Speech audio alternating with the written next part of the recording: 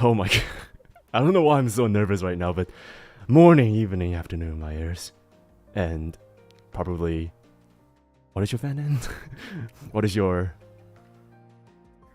Watchers, there we go. So watchers and airs, if there's anyone in the chat right now. Evening, morning, and afternoon, everyone. We had a chat... Wait, shit, I just realized. And we begin with Scuff immediately. Begin with Scuff. I just realized I can't listen to my own music while we have this kind of stuff, because yeah, whatever. You know what? This will do now. I'll just not listen to music at all, because yeah. No music. Yeah. You guys can hear it, but not me.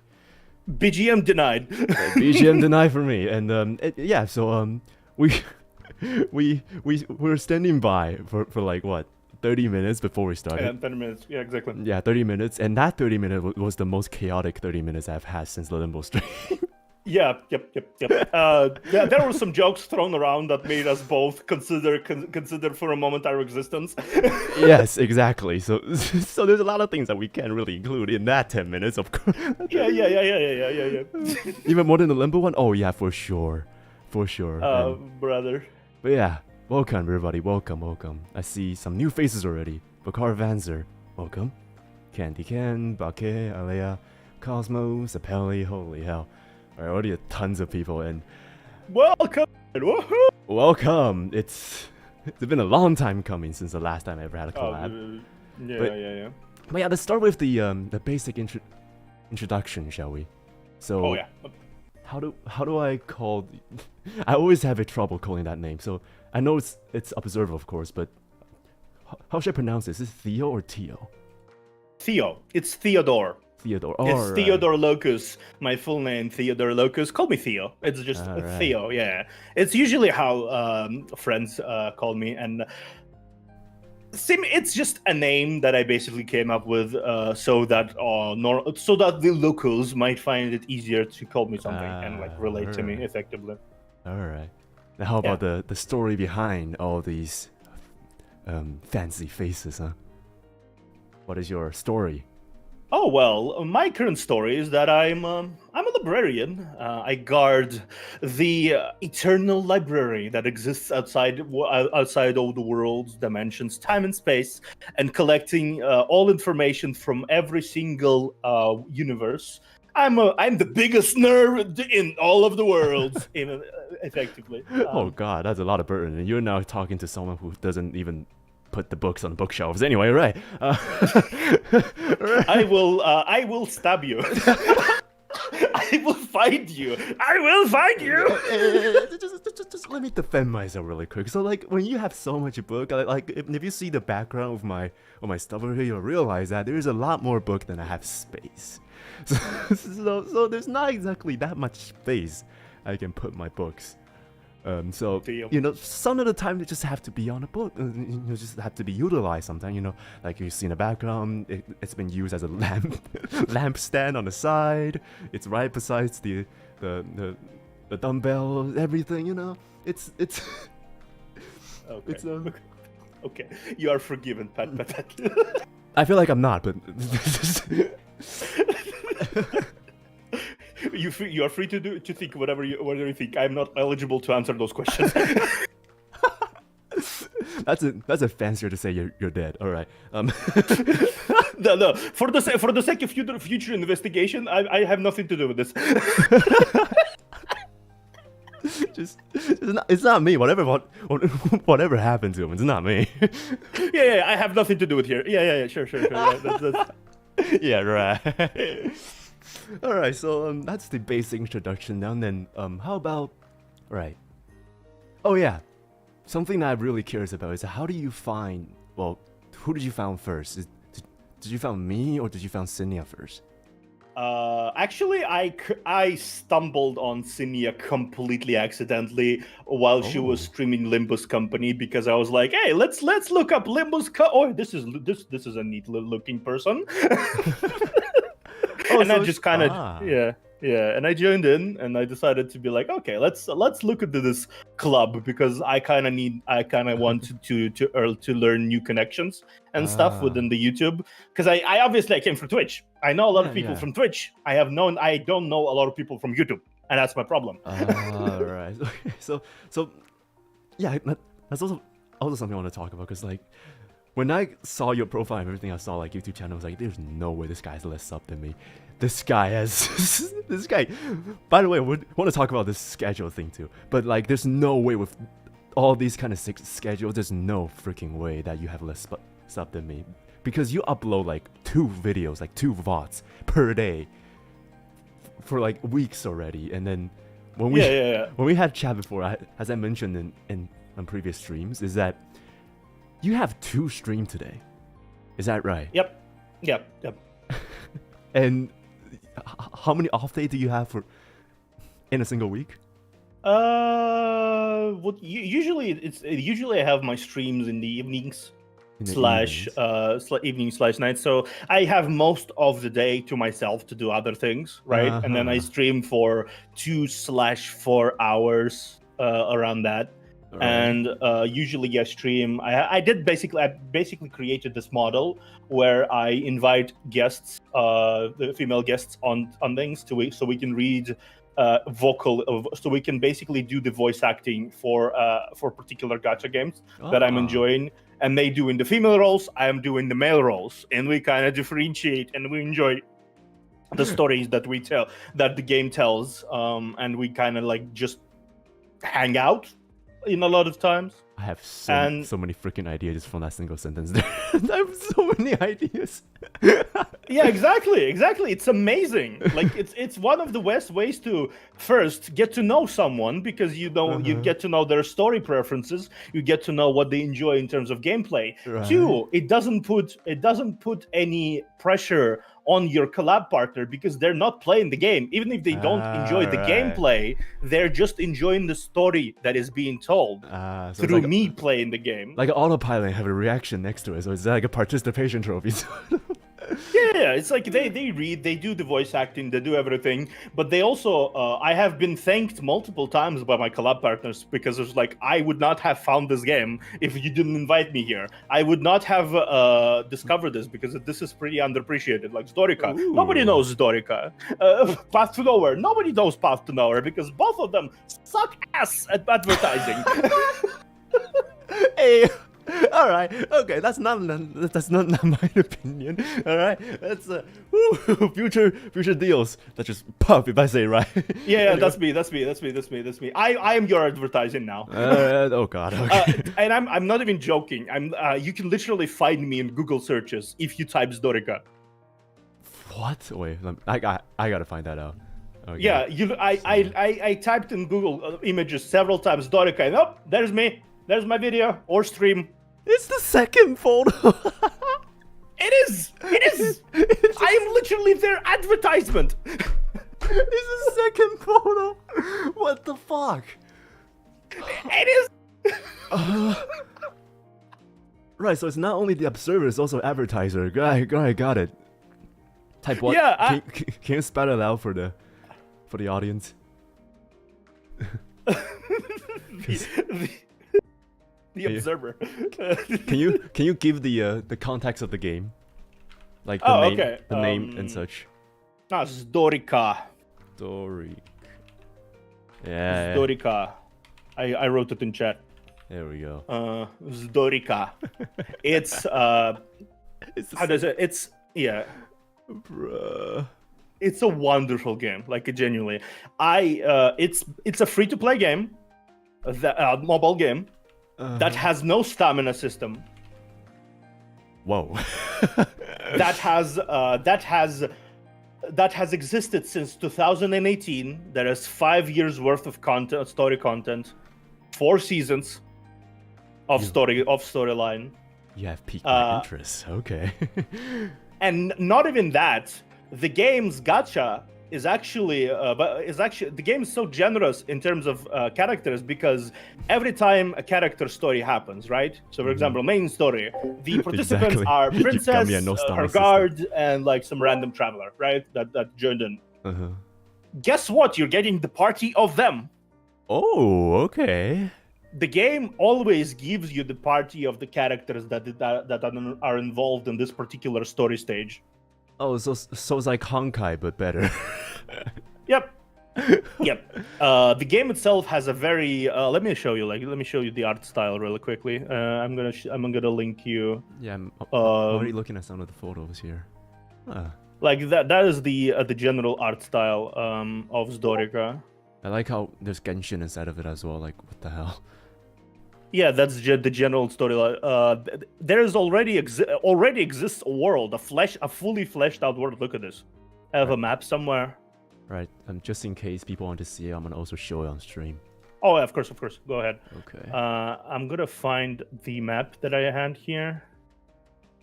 It's too big. Oh, it's way too big. Oh god. Resize. Yes. Resize. Return. Fit to screen. That's the entire screen. Oh yeah, these are massive. There we go. Yeah. These kind of art styles. Yeah. Ah. Okay. And they already have a map. A map? Yeah. Yeah, they already have a world map that is shown. Like, look at this. And there's another one that is added in season 4. Hell. Yep, there is a fully fleshed out world with all the characters, all the events, everything. The main quirk of the game, is that there is no main character per se. You are playing the role of a watcher, quote unquote, that records the events that happen, the main events that happen within the world of Zdorica. And you are switching between main characters. So season 1, the main character, quote unquote, is Princess Angelia. The season 2 is completely different character. Season 3 is different, and there is returning characters, continuing storylines, and everything is just getting expanded and explained, and everything is tied together. And it's okay. So it's long. It's very long. It's like trying to explain Honkai's story in this chatting stream, but you know, yeah, we get the idea.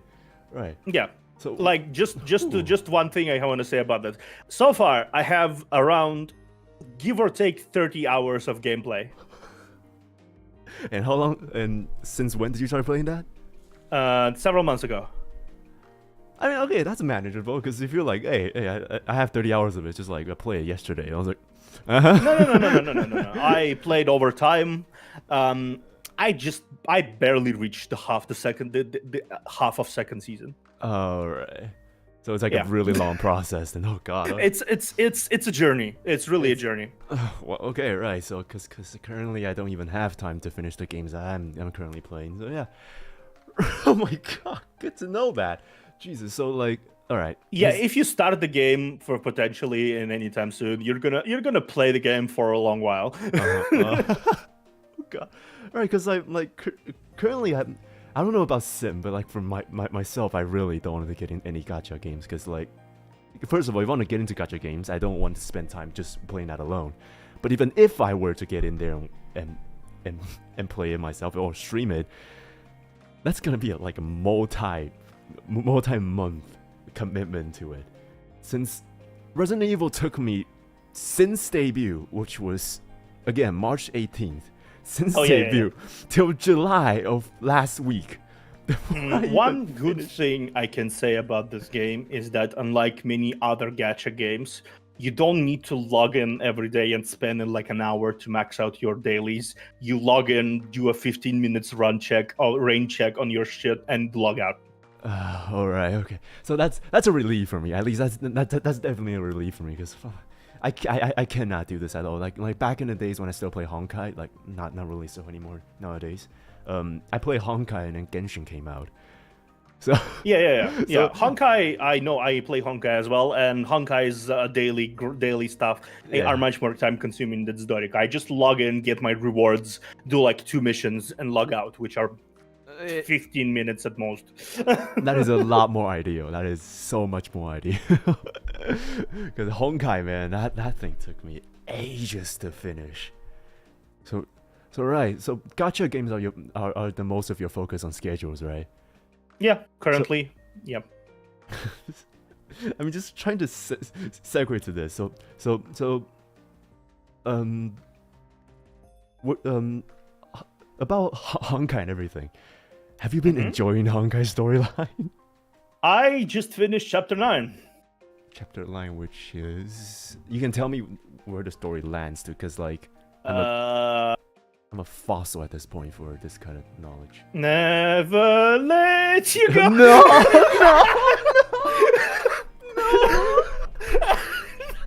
Yes. No. I just finished that. No. Yeah, I knew I immediately had to do that because you would understand immediately what exactly I have just finished, so you can understand my mental state of being right now. brother, let me tell you this freaking just chronicle of me and what was it? Himeko's storyline. Like Jesus Christ. Oh God, wait. I need to recompose myself again. So yeah. It was like when the story came out, I started playing Honkai when it was like just past half a dozen chapter in. So like the first year past the like it's when I started playing. So I followed the entire storyline to like chapter 9, chapter 10 and everything, and throughout the entire time, my favorite character has always been her. Has always been Himeko.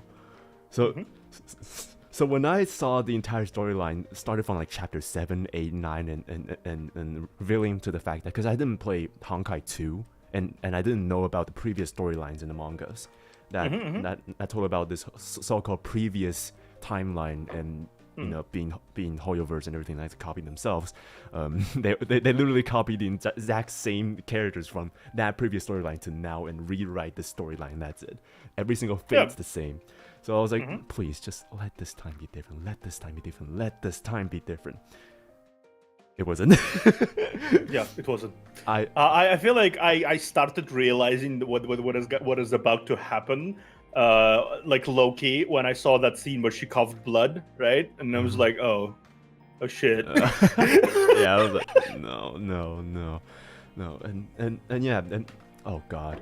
Oh, I can't spoil this because chapter 9, right? Oh god, there's like I finished chapter 9. Like, basically, I'm going to be doing EX1 and 2 next season probably. Oh, next stream. Do I have a bad news for you? I'm aware of one thing, that the game shit gets real from this point.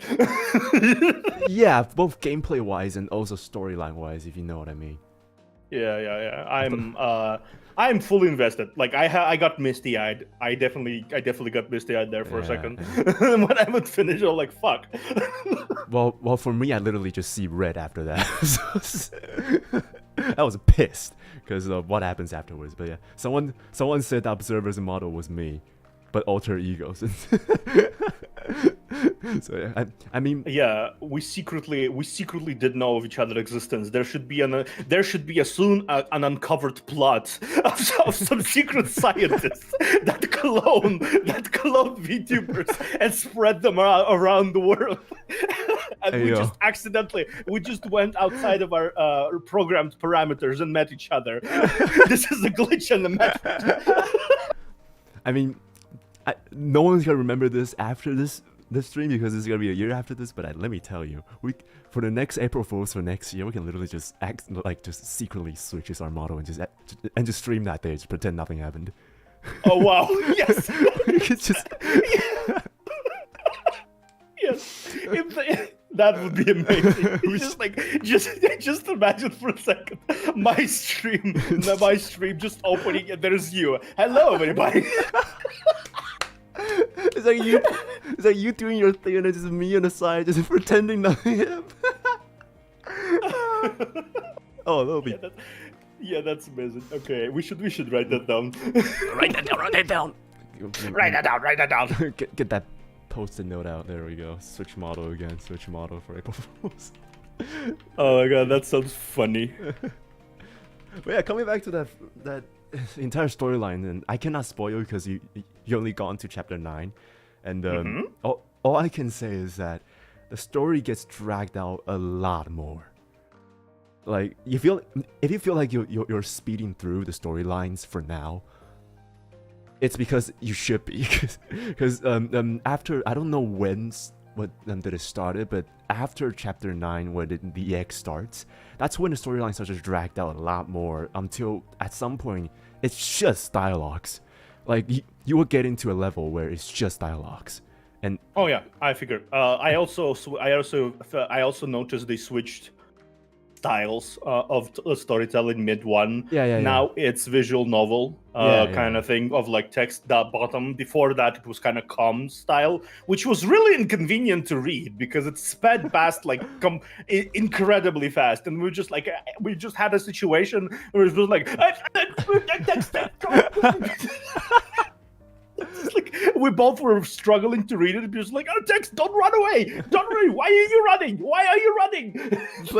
but it makes sense back in the days, you know? Because okay, have you realized that chapter 1, and I think it's chapter only 1 and 2, has the same art style as the ones that you have later on the line, and then there's like a middle gap where it's like the calm stuff that you're talking about, right?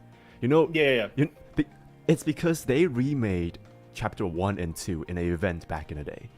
But I don't know if they're going to remake the next chapter up until they start to switch the style into light novel. But I really missed the old style. I truly missed it. Like I really wanted to go back and watch them again. Maybe I should just watch your VOD. That works. Oh, go ahead. You can. They're like short. They're starting VODs of the Honkai Impact. Plus, I also am posting my VODs, my old VODs from Twitch. Like my first Honkai Impact was from Twitch, right? When I just finished chapter 1, and I posted this VOD. I separated it into 3 videos and posted it on my YouTube, right? And so everything is pretty much on YouTube. I just have to wait now, huh? Well, yeah. No, the first VOD was on Twitch. The second VOD was already on YouTube. So effectively, you can watch the 3 videos and watch the Honkai Impact first VOD and second VOD, however you want. Sick. Yeah. It's a refresher. We both have a lot of fun. Me and Alexia, we're kind of like art siblings to be in a way, because we were from the same artist. Yeah. I should get more friends. It's always just me going about. Oh yeah, so like one of the questions I didn't ask, because Jesus, keep diverging it. That's what happens if you don't have a script here. Is that you just don't have a coherent storyline here. So, has Bakirasha asked, like, what makes you move from Twitch to YouTube? And I think you still stream on Twitch, right? No, I don't. I fully stream on YouTube. Yeah. The thing is, it was summer. Start of the summer, or July, I think. 1945. Either July or this year. All right. When Twitch came out with the biggest fuck you to all its creators they could possibly give. I think I heard of that before. I think I think I know what you're talking about. Okay, right, yeah. So everyone just moved from there. A lot of people moved, and I moved specifically because not 4 months ago. It was 2 months ago when that move happened, and it's just so. I guess as I said, first of all, I do storyline streams a lot, and it became a big pain in the ass to constantly translate my VODs on my VODs channel so people can actually catch up to the storylines, right? Second, I think my content is just more fitting for YouTube because I do a lot of things that I would want to be left forever on my channel, so people can like watch back, right? All right, yeah. And Twitch VODs disappear within like 2 weeks. Twitch VODs disappears. Like, oh yeah, right, makes sense. Yeah. And third, I just don't trust that platform to make good decisions. Again,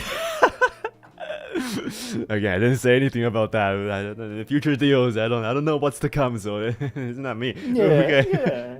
No, I don't trust. You can try. You can. Yeah, I'm just doing my own opinion here because I've been on Twitch. I've been on Twitch for a year. Almost, and they have never made a good decision once. I mean, even people on Twitch say that. Partners. Were the critics it is due. Like every single time I scroll through Twitters and scroll through news channels, it's always just. Yeah, it is true about Twitch not making some good decisions for the audience, anything. But like, damn. Oh, someone has a question. Okay, so someone asked, Ice asked, why is your this will come. No offense, but this is what he said. Why is your model look, well, artistically messy, like all kinds of different colors and just there's a lot of gradients and vibrant different mix. Is that a decision that you made for yourself? That is part my decision. There was a lot of inspiration made from other styles, but also a lot of it is my artist Aya. She's amazing. Artist Mama Aya. Also, if you did not notice, my eyes, their colors are very deliberate. In that they're SMYK. This is the colors of book printing. Oh yeah. Oh yeah. Yep. That is this like. Is not. That is not rainbow. That is not rainbow eyes. That is the color of book printing. Oh, that is subtle, but oh wow, that makes so much sense now. Wow. I mean. Yeah. And also, I do want to show you something. I'm gonna stand up for a second so I actually show you, but. Oh god. Okay. You're a little bit. Oh, right. All right. Okay. Holy hell, you're. I have a galaxy in my cape. Valorant's Astra's older brother. Holy hell! Look at that. That is. Sad. I have a galaxy in my cape. Sad that that's never really seen. Like, oh, that's such a pity to not be able to see that most of the time. Yeah, but I do have a I have a galaxy in my cape. I have a book. Yeah, book? I have a dual disc. Yep. Oh my god. Story about that dual disc, just really quickly. I asked my art mama, right, and I was like, okay, I love Yu-Gi-Oh, Mama, can you make disc? And she was like, what the fuck is Yu-Gi-Oh? oh no. What the hell is Yu-Gi-Oh? And then she Googled it up and says, okay, I'm gonna make that. And she made that. Yeah, she did one hell of a job doing that. Holy, look at that. That thing is fancy as hell. Yeah. You look like when we started dueling, you just immediately got to win this in one hand. Yeah. I am the style of anime character that keeps one head in his pocket because I'm so confident. Yeah, as we joked around, I was like, me and Theo here sitting next to each other. It's like that graduation picture. It was like Nious and cooler Nious. Yeah, Nious. Hi, I'm Nious. Hi, I'm cooler Nious. You're like the better version of it. Yeah. When it comes to color. Yeah. I am Nious, but in HD. I mean, you're Nious Noir, and I'm Nious. And I'm Nious. Exactly. I have some other Nious. Even Hitsuki.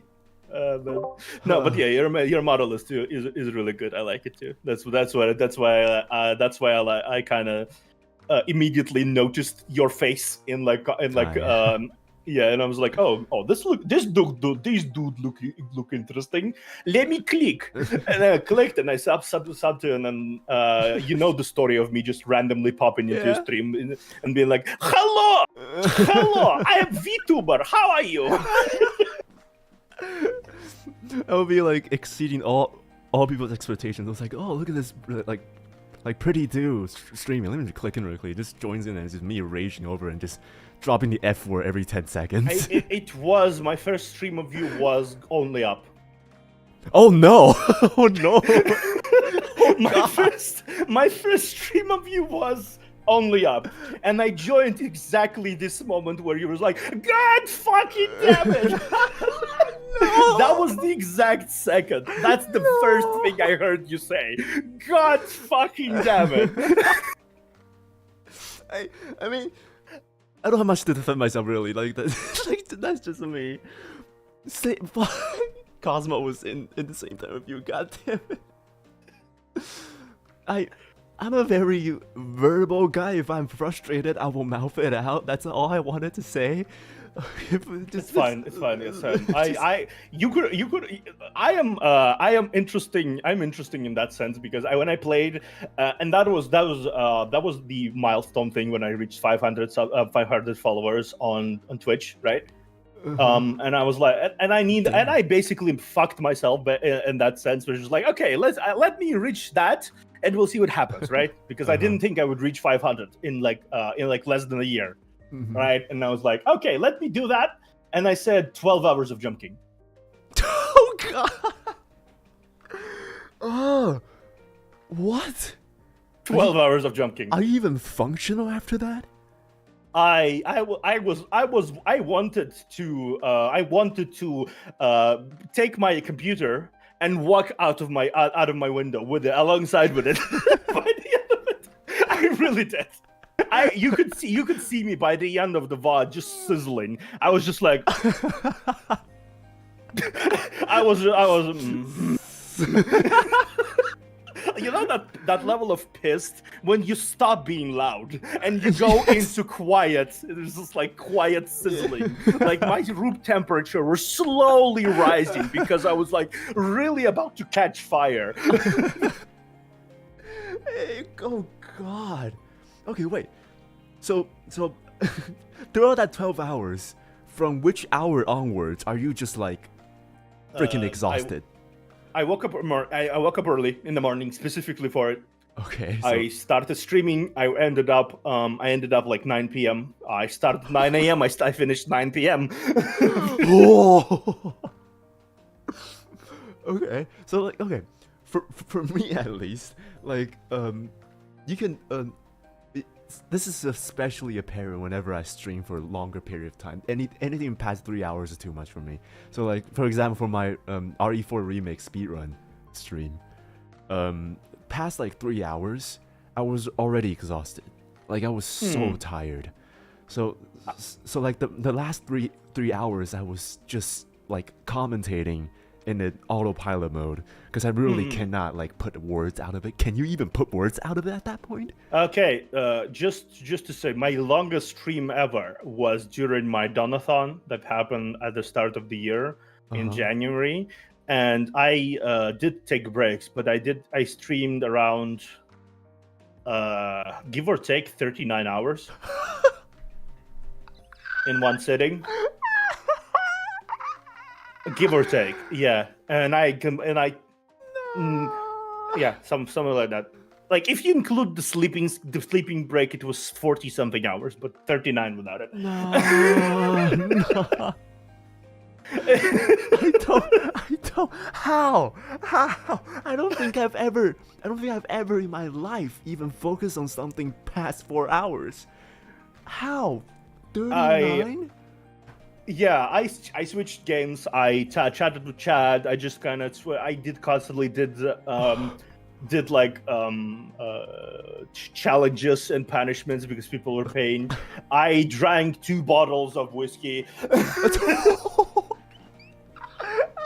Oh god! Oh god! Oh no! What did your manager say after that? Were they watching? I was not drunk, so they did notice. Oh right, yeah, because right, your alcohol tolerance is really high compared to me, right? Okay, got it. Yeah, my alcohol tolerance is really high. I drank 2 bottles, and I was like, I later told him that I drank 2 bottles of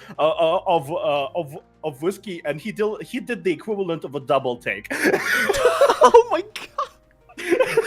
Oh. What the fuck is happening over there? Yeah. Yo, motherfucker on Twitch is wilding. Holy shit. Yeah. Honestly, it's just like that was the peak of my streaming capacity. Like I can go for a long time. Like I have a big amount of stamina. I usually don't go for a long time because, well, I do realize that I'm streaming with other people, and it's also kind of like I have other things to do. I have like covers to record right now. I have other things to do, so I kind of just spend my mental energy on doing other things outside of my streams. Even though I stream like nearly every day, I still have time to do things. Okay, yeah, great. Cause like right now, the only thing I don't have time. So great. Oh yeah, talking about covers. You want to spill the tea for what kind of stuff you're cooking, or is it like a Yes, secret? actually, I am cooking currently. It's gonna be. I'm not sure exactly when it's gonna happen, but like the first cover I'm gonna be doing is. Have you seen the Windy song? The basically Yokyu all back. Yukio, sorry, you might need to. Yokyu all back. Yeah, let me. Yeah, you might need to enlighten me with it real quick. It's such a bouncy, nice little song, honestly. All right. It's a Vocaloid. Let me find it. There you go. Found it. Kyofu all back, not Yokyu. Kyofu all back. Vocaloid. Me. It's actually unlike, that's what interesting about it. Unlike many other songs that sound cheerful, it is actually cheerful. Oh, this one. Fuck. You're singing this? Yes, I am. I asked the artist within our group to actually draw me the MV. So they are drawing the cheapy ass looking observer hopping up and down with the fucking recorder. Alright, in case you don't know what he's talking about, this is the song. This is, I typed it in chat. This is the song that he's about to sing. You? Yep, I think that's a nice juxtaposition of my style of looks and my actual personality. That is everything but. Alright. Yeah, I think that's adorable. I like it. I want to try singing it. So. I literally could not imagine your voice singing that, so I'm so looking forward to when that comes out. Yep, I definitely look forward to it as well. A friend, a mixer of ours is mixing it, and I'm just like so happy about it. No. Oh god. Yeah, this will be so fun. It's just like just imagine for a second me going just like just like in a hopping. Hi, I'm funny. Hey, wanna try to demonstrate the first part a little bit, just so we can have a sneak peek? I know I'm too self-conscious to do it right now. Okay. Right. I probably need to sing at least once and have people like listen to it in a recorded format before I consider like karaoke and shit. Because like recording these songs for me, like I already hate myself whenever I'm singing like songs that's like past my vocal range. Because yeah, I'm also currently working on a bunch of projects as well. But one of the projects was another Vocaloid, but that one was so high that I could not do it.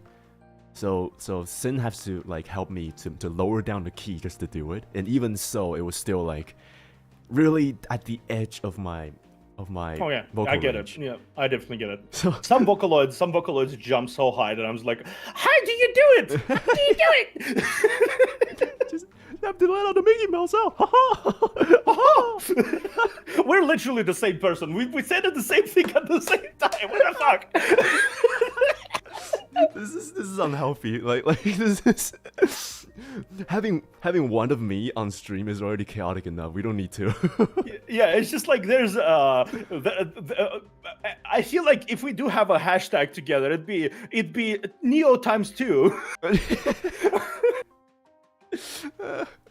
Oh god, this is the untapped potential that we should have never unleashed. This is never supposed to happen. But now this is a book that no longer can be closed. You have opened the book, because we're secretary and librarian. The book of Pandora. The power unleashed today. The power. Yeah, exactly. Oh, since you're disconnected here. Oh no. Oh fuck. You need to come. Get back! You've been sealed up by your manager. Come back. Okay. Oh, let me do redo. My Steam decided to be a person. He was here, but now he's gone. Just imagine if we do like a montage for this, and you include this clip and include the song of like DBZ teleportation. He had to go. His people needed him. Oh, there he goes. Seems like the emblem's on the sky again. The people need them. Yeah. Oh no, it's Observe Mobile. You just go like, just try to do the Batman accent. Do it. Try to do it. It's Observe Mobile. Hop into the Observe Mobile. Man, Batman has a sore throat here. Yeah, sorry, I have a Christian Baleism. Christian Baleism. My guy just adjective just made someone's last name into an adjective. Yeah, I have a Christian Baleism. That's just that, unfortunately, you know. Sorry, I need to like get that man out of my throat. So wait. Sorry. Okay. Sorry. Wording. Wording. Sorry. That actually was not intentional. Oh God. That was not intentional. Yeah. Sorry. I apologize. Anyway. Right. Stay still Okay. Hyperion, by the way. You got your own tag too. My Steam is currently for some my YouTube studio is currently saying that I do not connect to Steam even though I'm connected to Steam. What the fuck? Oh God! Oh no! I think Vtubers studio is fucking up. Okay, Ninja. Let's do. I'm just setting it up real quickly. It's not gonna take a while. Long. Okay. Hopefully not. All No, right. I'm literally opening my thing and doing this in a second. Okay. Not scuff. There you at all. are. Indeed. Not scuff at all. What do you mean? No scuff. There's no scuff.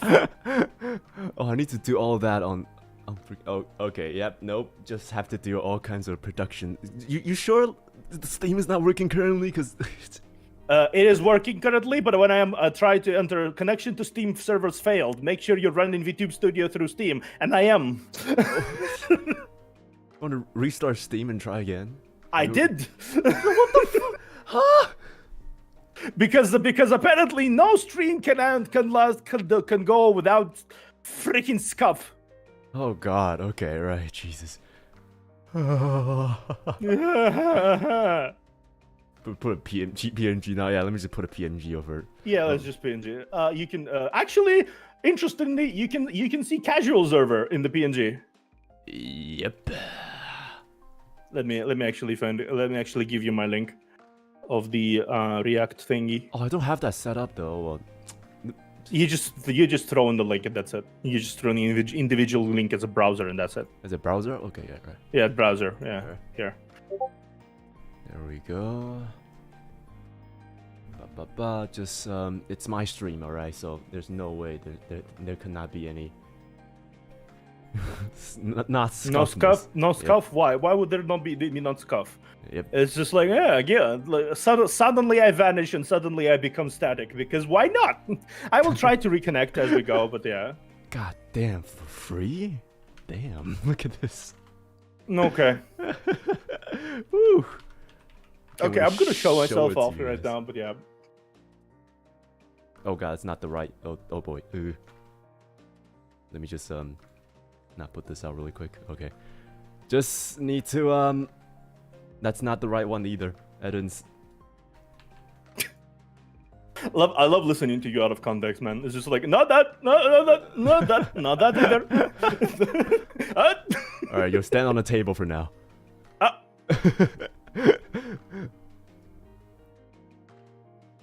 I see. I see. I hate trying to work like on camera because every single time I try to work is always so stressful. while people Oh are yeah, watching yeah. me. I Alright. imagine. Yeah, I imagine. All right, scuffness averted Okay. Yeah, scuffness averted. for now. Yeah, I'm going to be like that for a minute, but Yep. yeah, casual outfit. Yeah, casual outfit, love it. Just free hair, everything, no ponytail anymore. Casual outfit. I will never have my hair like that, because the only way I'll have my hair like that is if I were to literally just wake up and don't want it to have a ponytail on. Fair enough. Yeah, honestly, fair You know enough. how hot it is right now? Fuck. Jesus. It is. I am very thankful that we only have mild summer here. So yeah. Oh, great, because from where I am, the summer goes up to like 34. Celsius. Jesus. I literally wake up one day and I was like, oh, 34 Celsius. Let me just go back to sleep again. That feeling when the world chose violence. It was. I just. I would like to inform you that my VTube studio randomly started working. What the? Okay, so now it's 2 of you now, right? So, let me know once you. Yeah, I will whoosh back in a moment. We cannot take. I can whoosh back in. We Yeah, cannot I take can back whoosh back in. 3 of us. We cannot take 3 of us. There's no way. Yes. You know what? I have my moment of wording. Now you have your word in your. Wait, hold on. moment of Fuck! I wording. just realized what I You said. cannot take 3 of us. Yes, amazing. Yes.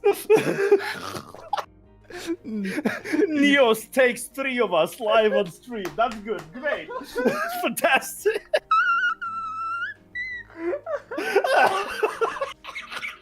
Nah. This is.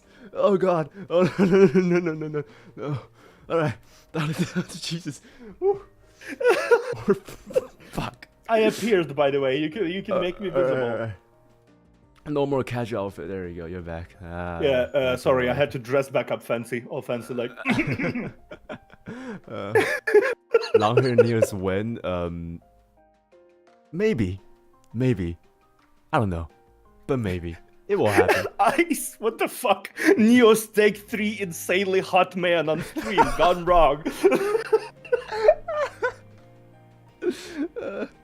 Bro, That should be the title of the clipping video.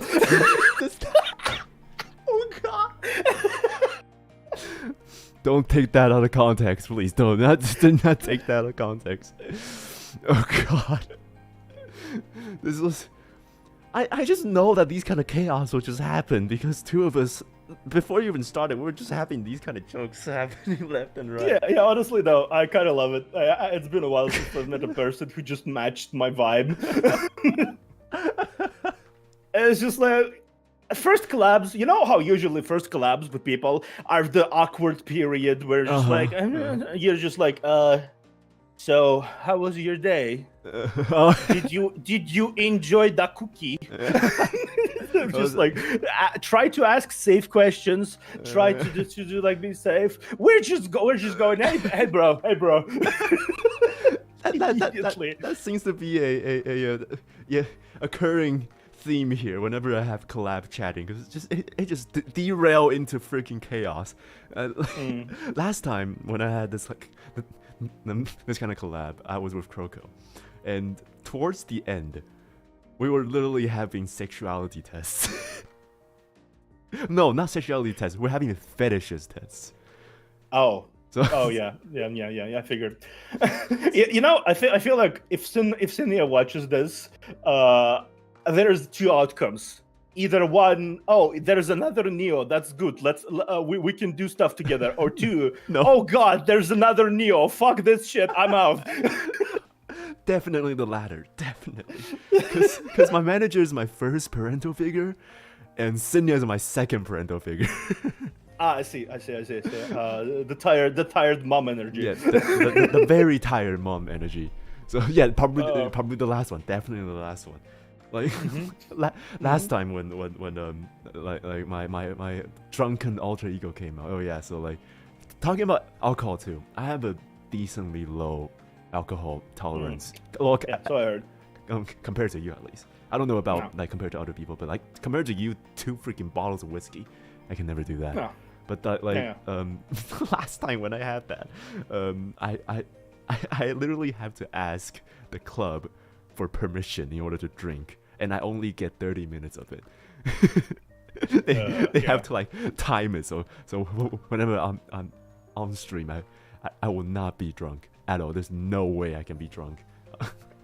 Fair enough. After watching my club, and that one time when I was drunk on stream, Cinnia was on the side ready to cut me off.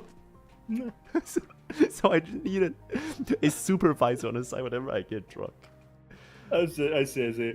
Well, I am often.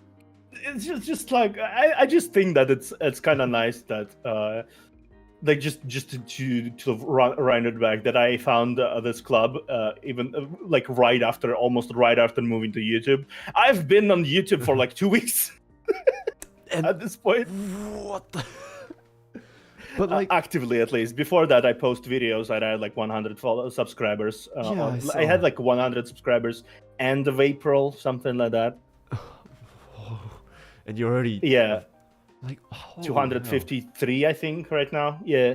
That is such a chance for you to find. Well, to find Cinnia is not exactly that hard, because yeah, she's one hell of a specimen. She's the true idol of the group here. I'm just Just if anything, I would want to ask her a few advices on singing stuff, and also don't just talk gachas. Oh yeah, like I feel like you and her can definitely have a chat about. Oh, here comes Sin. How's it going, Sin? She's in the chat. Sin. Yeah, I did say. Welcome. Hello. Hello. How are you doing? Did you enjoy this cookie? No, don't bring that freaking awkward. No, no. If you don't want that to happen, just let me tag on, alright? Just I can be the dumbass that's put on a leash. Wait, no, fuck. Like we need to be under control for you two, so that you guys can be on. Neo. I'm just not gonna let you speed past that. No. I'm just not gonna let you speed past that. Let's hear all about your idea of being on the leash. Let's do that. I'll give you 2 sentences. I'll give you 4 words, and we can carry on with that. All right? Okay. Been there, done that. Right, done. Let's get. Okay. Cool. Awesome. Let's move on. but like we are already being called 2 birds of chaos by Cinnia. Cow, motherfucker. My neighbor's gonna be like fucking pissed after this. Oh yeah. It's just like my neighbors, and I'm just like I have a neighbor right beside me, and there's fairly thin wall, so you can imagine imagine sitting there with a cup of coffee, doing your busy shit, and suddenly you hear from the wall, cow, motherfucker. Oh god. You know what? Makes sense living next to a VTuber. You know what? Make freaking sense. I have a similar story to this, but it's a lot worse. I talked about this before in one of my chatting streams. It was another collab too. For the people who are new here in the chat, after that, I can tell you the story too. You'll hear it first. So before I started doing content creation, I was doing some part-time job with like voice actings. And it's not conventional voice acting. It's more erotic. Colleague. Voice acting. Yep. And colleague. Because same. Oh shit! Really? Yep. We're literally the same person. Oh, bro, this is what the this. I found my brother that I never thought I had.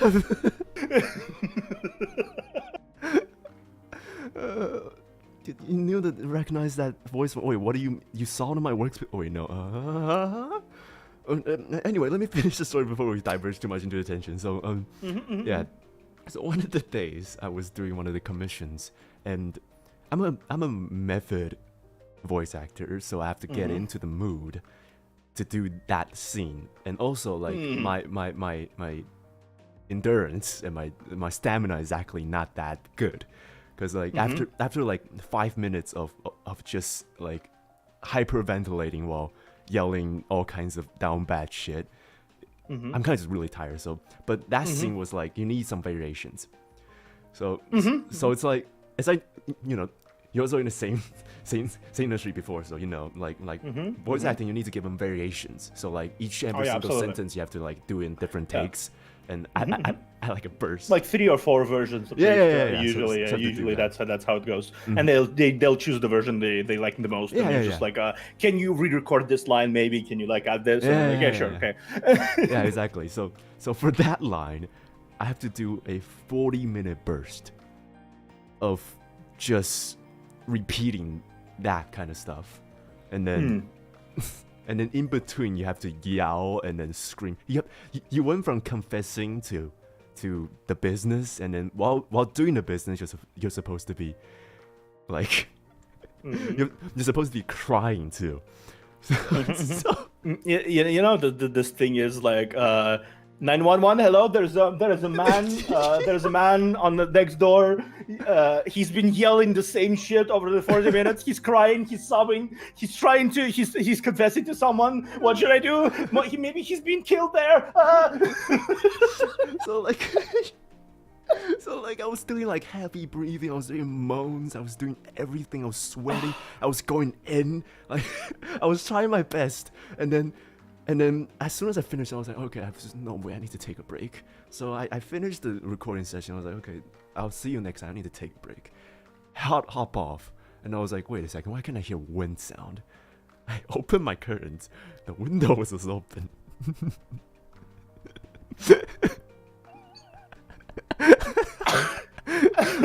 and that's not the worst part. That was not the worst part. The worst part is, was not so far later.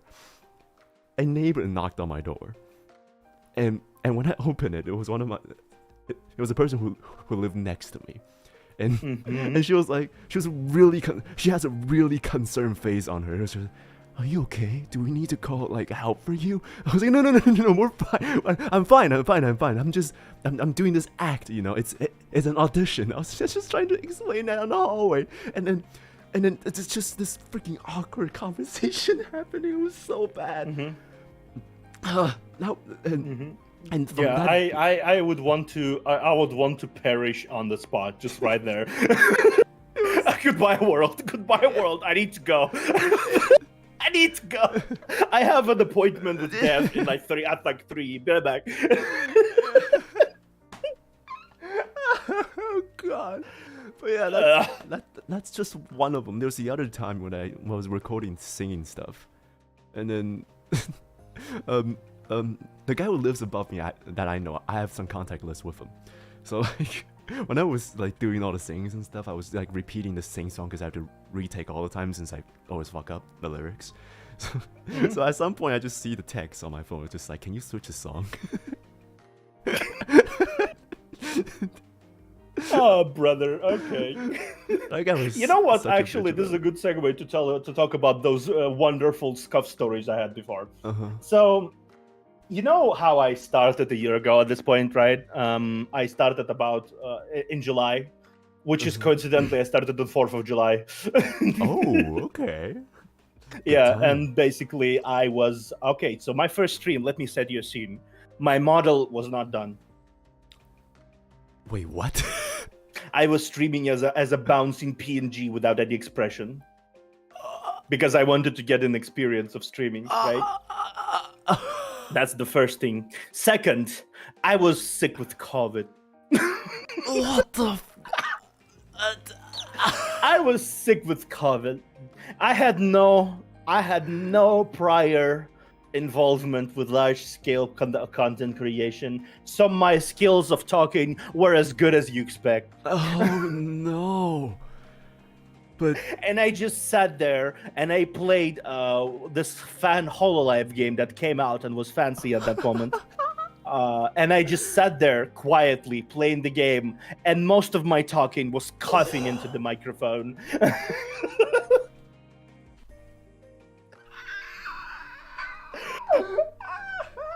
I'm having secondhand embarrassment for you.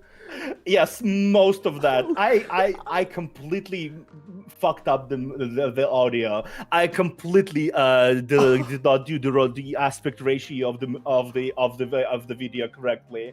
I had half of my shit not set up, and it's just like this is a nightmare to watch. This is a nightmare to watch. You just made my debut seems not so bad now. Wow. Okay. Yeah, I just had nothing. I had absolutely nothing set up. Nothing was working. My artist was sitting there like, he's doing his best. But like, you guys didn't do rehearsal or anything? Like, just like... No, it's just like, it was just, the thing about it is like, I also started as an indie. Oh, I also started as indie, so nobody told me anything. Nobody helped me with anything. I just started on my own. I pressed play and sucked ass. Oh my god. I don't know, I don't know if Sin is still here, but I thank you and HighTideSha so much for helping me. Yeah, I can imagine, like, if not for the High Tide's help, like for you to debut, I think you'd be having a similar experience. Yeah, because before I even started, before I debut, I didn't even know how to use OBS. This is actually the first time ever I started doing content creation job, let alone record things. So, holy shit. And you know the worst event that happened within the first month of my streaming, like the worst thing. So I was playing a little game called Inscription. It's a card game. Yeah? Oh yeah, I know. And I was playing like middle of the game. That was the second stream I did, and I started playing, and then at the end of the stream, I checked my audio, and I realized I've been muted for 40 minutes. What the? And nobody told me. What do you know? Nobody told you. I was muted for 40 minutes. Even more so, maybe. And I was just sitting there trying to be entertaining and talking and like having a good time. And they looked at me bouncing silently as my stupid ass PNG bouncing silently as I played the game. And nobody told me about the fact that there was no sound whatsoever coming out of my microphone. That was a great stream. Wait, Baboon, you have that experience? Yeah, that's Cyber. He's a regular on my stuff, and is like a friend. Then it's just like that was just like I just still imagined it. I remember it's just a bouncing PNG. And when I asked why did you not tell me, a chatter was like, I thought you were in concentrated gamer mode, and I'm like, fuck you all. Yeah, just one simple question for Baboon here. Why the fuck did you not say shit? I think he was just being amused by the fact that I had Scott. And he just wanted to see how long that will last before I realized. 40 minutes. Oh my god. Because it was funny. God, you know what? Valid. Valid. Yeah, it was funny, but it was really embarrassing for me. I had a whole ass breakdown in my ending scream. I've been talking for 40 minutes! I just had a breakdown as the stream ended. I was just like, ah! You hear that, Sin? Does my fuck up sounds a lot less fucked up now? Because I feel like my fuck ups are not exactly that bad now. Jesus Christ. I could not imagine having that happen. Holy hell. It was a lot. It was a lot of things. I got used to a lot of the extensions and shit I installed, and it's like when I set everything up, it works perfectly, right? Mm-hmm. But my ADHD brain sometimes forgets to set things up. Oh god! Oh no! It's a mess. It's a mess, really. That's for you. That's for you out there, chat. If you ever want to start content creation, don't. It's hell.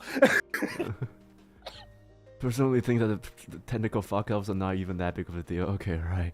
I mean, they're not. Yeah, they're not. But it's like a Okay. funny thing. It's like a funny thing in post. Like it's embarrassing, but it's also really funny when it happens because it's like, oh, fucking hell, I have to deal with this again. Past me, can I bludgeon you real quick? Can I bludgeon you really quick? Just kindly ask. Just kindly. Would you prefer the baseball bat or a hammer? Kindly ask for blunt force trauma. There we go. Yes. What is your preferred method of blunt force trauma? Oh my god. Oh, Jesus. Brother, there's just a lot of things that happen like that people don't usually know how it happens. And before becoming a content creator, I used to watch Vtubers for a good, like I watched since basically the time Kizuna Ai became a thing, which was 2016. So way in the past, and I watched all the stuff happen sometimes on streams, and I have kept wondering how exactly does that happen? Like, dude, are you guys doing it on purpose? What is this like? But then I became a VTuber, and I realized no, this is not on purpose. This is absolutely not on purpose. I mean, there's 3 content creators on like in this vicinity right now. There's me, Sin, and Theo, and also Cosmos is preparing to be one now, so we can all talk about this. Like as I mentioned before, like before I start streaming, literally, like there's so many people doing this line of work, this content creation work. Why is it not simplified yet? Why do I have to go with like so many steps to just start and like give you the content that's quality enough? Cause like just starting a stream itself, OBS is a bitch. From previous stream, you'll know OBS crashed twice and won't allow me to capture limbo, so I have to show my entire freaking desktop to everyone that I have to cut, which I think I missed one of the stuff that I just don't want to bother cutting. Just let it be inside of it. Anyway, then there's OBS, and then there's YouTube, where you need to do thumbnails, you need to write down things, you need to do your own tags, you need to make sure that all the outputs, every single like bitrate. I don't even know what bitrate is until I get into like streaming and everything. So, by the way, Cinnia, you might have missed it, but just recently, VTube Studio decided to not work for like 5 minutes. It just stopped working for 5 minutes. What? On the stream. Huh? Remember when I Dragon Ball Z vanished? Wait, so it was like a periodic, just complete system shutdown. No, it doesn't. It just randomly decided. It never happened before to me, ever. What? But it randomly decided to stop connecting to Steam servers for 5 minutes. That was the problem. That was why I vanished. I had no control over that. It just randomly, out of nowhere, suddenly decided to. Hey, I'm just gonna stop for a second. I'll be back. Bye. And it's just like, I'm just gonna go now. See you later. It's just like that's basically the VTube Studio. What VTube Studio decided to tell. No, I reloaded Steam two times. I reloaded Steam 2 times, and you saw me vanishing and try to settle it. And we finally decided to set up the PNG, and we set up the PNG. And I shit you not.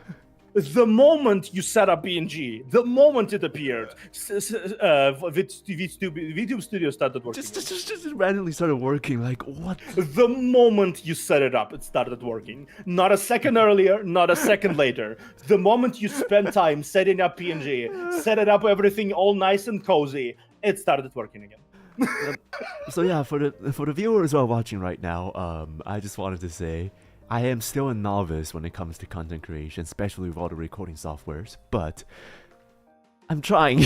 Okay, I'm trying. Also a thing I have to say, and that's I think nobody really pays attention to. When you're a content creator, for the longest time until like something happens, try sitting in front of your fucking PC and try talking in a barely lit room at your monitor for 15 minutes alone. Just go try that. That's what we do. That's what we do every day. That's our job. Try doing that. Just try talking randomly at a monitor for 15 minutes. Exactly. That's what I said about my own PhD. If thinking out loud and talking to the world's a PhD, then I'll have to. Yeah, normal people. I talk to. normal people I tried would basically, I had like a friend, right? And I was like, I tried, okay, sit down. Here's like the VTube studio. Try talking, just talking for 15 minutes, right? At the screen. That's what I do. And he sat there, tried to like, and he had no fucking clue what to do in the situation because there's no person to talk to. There's no topic to like draw in. Yeah. So what I do is I just vocalize the thoughts I have at the moment when I do thinking out loud. Exactly. Yeah. Bro, weird. And that helps. That helps. Okay, fill in the air. We're too fucking similar. This is scary now. This is yeah, too scary. We are really similar. That's interesting. Oh god. Yeah. So... I thought Cyber was joking when he said that we're similar. There we are, just thinking ahead and thinking together.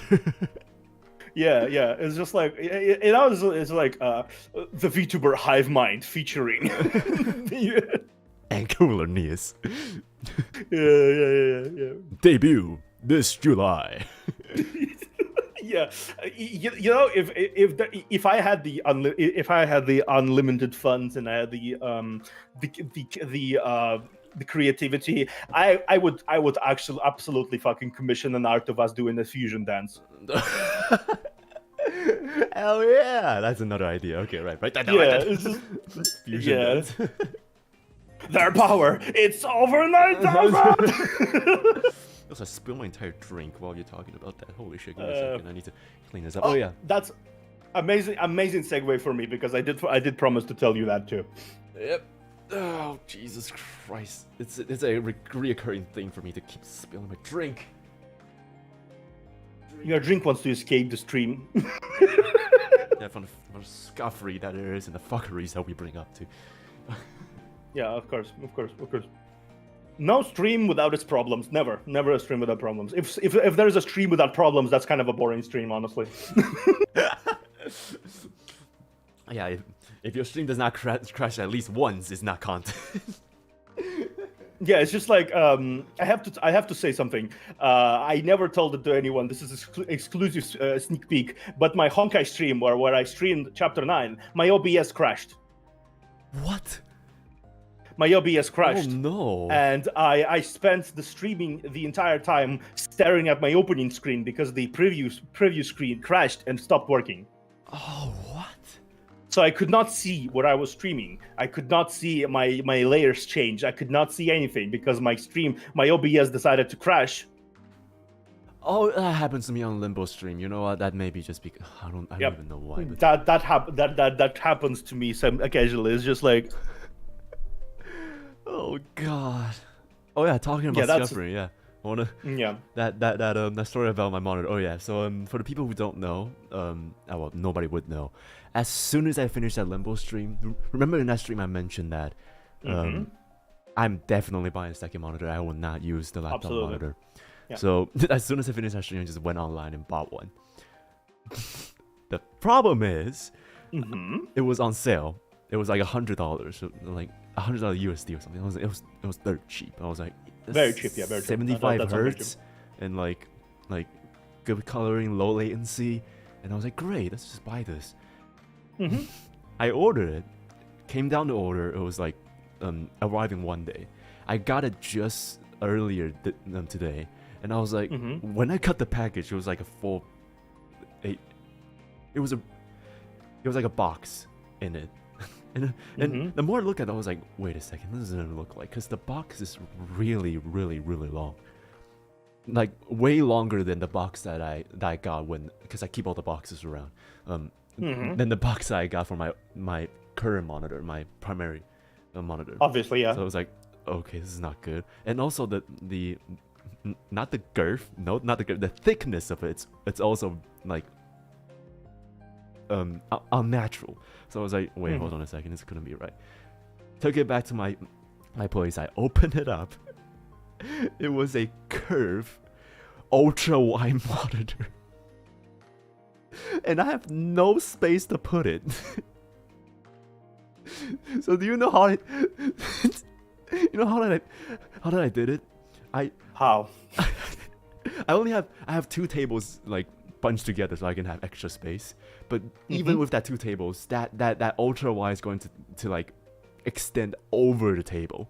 So I have no space to put anything else. Like my tissue boxes, my pencil the cases, there's no way I can put those stuff. So so I found a really huge box, and then I hollowed the middle of the box, put the monitor inside, my main monitor inside the box, and then put this monitor on top of it. What's in the box? It's the monitor! It's the monitor! So right now I'm just staring at the box, and then there's a monitor inside of it, like that's like carved with a really horribly dulled box cutter, and then the huge ultra wide monitor on the top of it that's like dangling every single time I move the table. So I can't even slam my table, or else I think it will fall on me. It's just like it's just like I imagine one day you get so angry you forget for a second, slam the table, and then next day we are sorry to announce that that an unknown death has occurred to the talent Nious Heiramond. Yeah. An untimely death. That we regret to inform you that Nious has suffered a bludgeoning trauma to the head from a monitor taking its sweet revenge. So yeah, I can literally not slam my table anymore. Like I can't. There's no way. If I just like, it's moving right now. Yep. Ooh. Okay. It's moving. Right. I'm fine. All right. Okay. Yeah, I feel like I'm gonna be speaking for the audience here, but please get yourself a better setup for this. Better setup and hopefully near future before that untimely demise does occur. But like, I don't have a space to put that, so like, this is the best. Like, literally, this is the best outcome I can possibly think of, to be able to place both of these and be able to see both. Because this thing is like, just imagine a normal sized table that you do like work on, like a normal sized single table that you do work on, and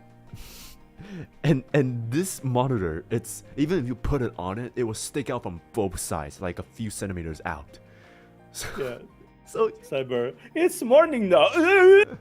Nious 2023. Fuck you, no. You got a wide desk? Let me just switch it with you, because I need that right now. Yeah, I have a desk. I have a desk. Like I extend my arms and I can't reach the ends of both of them because I did build my own desk. That is such a better idea, but I don't have the money for that. Like, holy shit, Jesus. Yeah. I basically bought the parts and I like put them together, and it's like a big table, and there's like a wooden extension here. So my setup here is basically I have a similar setup to my relative, because I bought the same table for me and her, and it's just like I have a big table, right? It's black, it's wooden, right? Sturdy. You hear? Oh right? yeah. Yeah, and then I have like an extension that is like standing at the back of the table, right? That's where I placed my main monitor, right? And there's some wires underneath and shit. And my PC itself, it stands on the side of the table, like right against the extension. So I see when I look to the side. Look at this. See, when I look at the this direction, I'm looking at my other monitor, the smaller monitor. And when I look forward, I'm looking at my main monitor. That's basically how I set things up. That is so much better than mine, because I have to, like, this is me looking at my main monitor, this is me looking at my like my second monitor. I have to look up. Yeah, I just scoop for you guys. If you ever see me glance aside to take a peek to the side, that's me looking at my other monitor. Right. You know what? Effectively. I should really redesign. In before Nious decided to tie the monitor to the seat. Hey, yo! Wait, hold on a second. You could also just pin it to the wall. Nah, this is a rental. Like I'm in like sort of like a school dorm kind of stuff because I'm still in college currently. Mm-hmm. I'm in college. Oh yeah, you can use the if the ceiling is low enough, you can effectively you can do stuff with this. You can just you can hang it somehow. I don't know. There's some really non-intrusive way to hang the monitors. If it already is including a way to hang itself. Mm-hmm. I'm thinking about it definitely. Thank you for the idea, Bucky. Yeah, that's a good idea though. That is a good idea. Buy an arm for a monitor that screws to desk. This one is wait. There's another option. There are special kinds of table holders table out holders. there. Yeah, that you can table arms that basically have an adjustable height, and they can be clamped onto the table. Huh. You can look into those, and if you clamp it from the back of your table, right? You clamp it on the back of your table and insert the monitor onto the arm. You can just raise it above your normal monitor, and it will just hang out there. Okay, but alright. I need to think about this after the stream because like. Yeah, I will link you a few of those to just give you an idea. Because like every single corner of my setup is already being clamped by something. No, it doesn't require any table. You can just the edge of the table. They usually are placed on that, like they clamp around the edge of the table. Oh, I can use. Okay, right. So this should be one of them. All right, tables that. Yeah, tables. Yep. Yeah, you just basically screw it on. It's not like penetrating the table. It's screwing on, so it's like squeezing it a little bit, right? And the height of the arm is adjustable. I swear to God, one day, if this was to ever, if that stand was to ever fall on me, that would really be my demise. That would be the end of my time there. There's, oh God, all right. It's gonna be much more safe than what you have right now, anyway. Yeah, right now it's a cardboard box that has another. It's a health hazard. It's a health. How big is your new monitor? I don't know the particular size of it, but wait, let me just put out like it's like twice my current one, but my current one's I think is like 24 inches, like 21 or 24 inches, and the one that I got was 2 times that in width. Yeah, that's fair. Okay, just to speaking of the monitors, I'm gonna tell you an old story of mine about Scuff. And so you know how my table is big, and it was big before, long before ago, even before I bought this current setup. And I had an old laptop, right? Somewhat older laptop that worked perfectly. And one day I was going with a drink up there. Oh boy! I was like sitting there, and it's just like I had a drink in my hand. And I don't know what happened, but apparently I tripped on nothing. What? Because I'm a little clumsy. I tripped on nothing. Oh, God. And my drink, and I watched in slow motion as my drink traveled, and I was hoping that it would miss my obviously small screen and stuff, and land somewhere else, like maybe on my oversized plant. What? What do you have in your room? What the fuck is happening over there? Is that the fucking safari inside there? I had a huge ass plant here. Like it's like almost my height.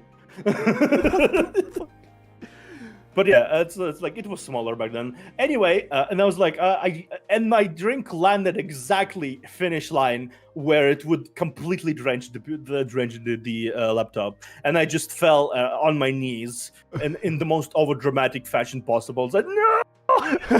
It's like slow-mo. No. Yeah, I was a content creator even before I became a content creator, because I had those moments of like where I was just like, where I was objectively over dramatic, and it was just like.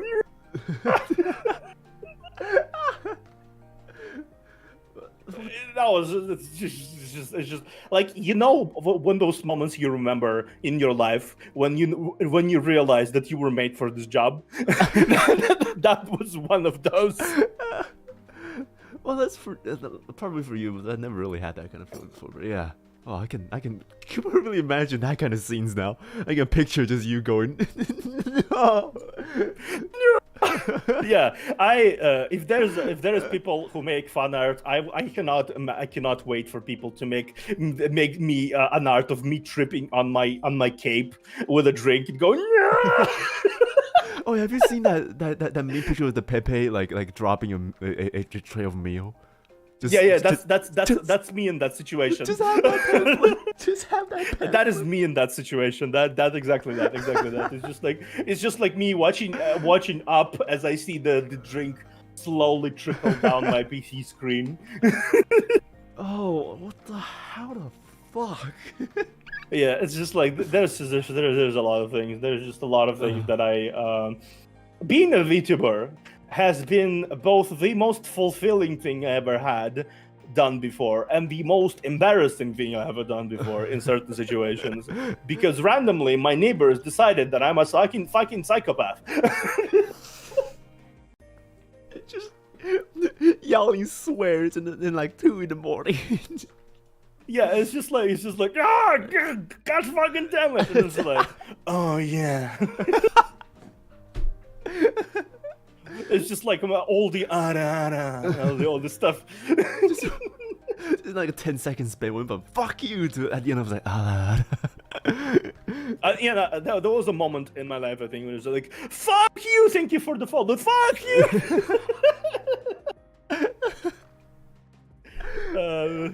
No. You have to like switch between brain cells. One brain cells is very mad at the game. The other brain cells is very happy to see you, and you gotta just like kind of like very have to like. Just on the ground having a seizure afterwards. Like I mean I don't. Yes. According to me, as an intellect on myself, I never really had that problem because I only have 1 brain cells, and that thing has been working overtime for the past 2 years. So that little guy is ready for everything. It's just like there's a joke in the VTuber community, I think, is that we all share a single brain cell that periodically jumps between like all of the VTubers ever. And I'm starting to agree. After 1 year of doing it, I'm starting to agree. No matter whose size of VTuber I jump in, you could have 100,000 followers. You can have 1,000 followers. I jump in and I immediately there's one out of 3 chances that I will immediately see the VTuber cursing because some random bullshit went completely wrong and they cannot handle the situation and the tech is going wild. One of the primary examples, there is a lot of VTubers I watch, and it's just like every time there's whole videos of those people dedicated to the scuff they have, of just montage of having scuff. Like, why is this game not working? I mean, we all are in the same boat here with all the scuffness that till this day has not been solved yet. Boat. We're trying to shovel the water out of that boat because some fucking dumbass shot twice into it and it's leaking right now. Just keep poking holes no matter how many times they're already fixed it. It's just always we fixed holes. Another VTuber walks by, trips on a banana peel, another hole. Just breaks another board on us. Yeah, exactly. That's the boat of VTubing. We're all in the constant state of trying to fix it and then breaking shit. Alright, it's been an hour and a half. I've drank too much water because whenever I get really excited or really agitated, my go-to movement is just to drink some water. So I'll be back. You can go and entertain the crowd while we're still at it. Yeah. I'll be back in no time. Yeah. Don't. Okay, go. Yep. Okay. Yeah, okay. I will. Don't worry about it. So yeah, it's just. How are you guys doing? Like, how do you guys enjoy the stream of 2 people that are the same person? Did you like that? Because that was a surprise. That's honestly a surprise to me. I don't usually need a lot of people to have the same vibe as me, because I tend to go from like 0 to a hero in like a second, effectively, in the way I express myself. Like sometimes I can be quiet, sometimes I can be loud, but like whenever I do, I go for like from 0 to 100 like immediately. That's just how it works. Loving the stream you have on YouTube. Yeah, thank you. It's great. Haven't heard you laugh this hard in a while either. It's nice. Yeah. It's usually I'm focusing on like storytelling and all that stuff. I'm focusing on being like entertaining in that fashion. So I tend to hold myself back a little bit, right? I tend to hold back the chaos a little bit, and I let my collab partners speak, and I let them kind of take the floor occasionally. You enjoyed this cookie. Thank you, Ariel. That's good. I feel like that's now going to be a recurring joke. Have you enjoyed this cookie? Yes. Hey, Kazai. I am Nious now. Hello. I am Nious now. You have new news. Neo news. I typed thinking over the channel. No, he just wanted to grab water. He just went to grab water, Kazai. Don't worry about it. He'll be right back in a moment. I am the observer, collab partner. Hello. Yeah, I am the Nious she told you not to worry about. I am the new Nious. I am the Nious she told you not to worry about. This is Nious, and I'm the Nious she told you not to worry about. Yeah, I am a librarian actually, secretary and librarian. I'm a librarian. In terms of being who I am, I'm a librarian. So yeah. You know, let's match vibes with let's match vibes with Neo. I'm the new Neo.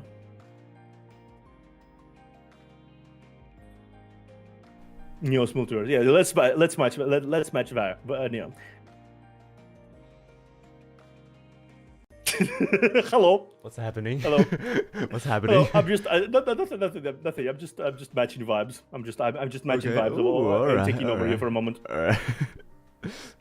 I'm gonna come back and just see you just slowly turning close to me. Yeah, I am. If in terms of gacha, by the way, I am the SSR Nios. Wait, does that mean that I'm the R Nios? No, you're SR Nios. Right, R Nios is you like, but like in a shirt and with a cup of coffee, tired. Shirt and jacket, the casual Nios.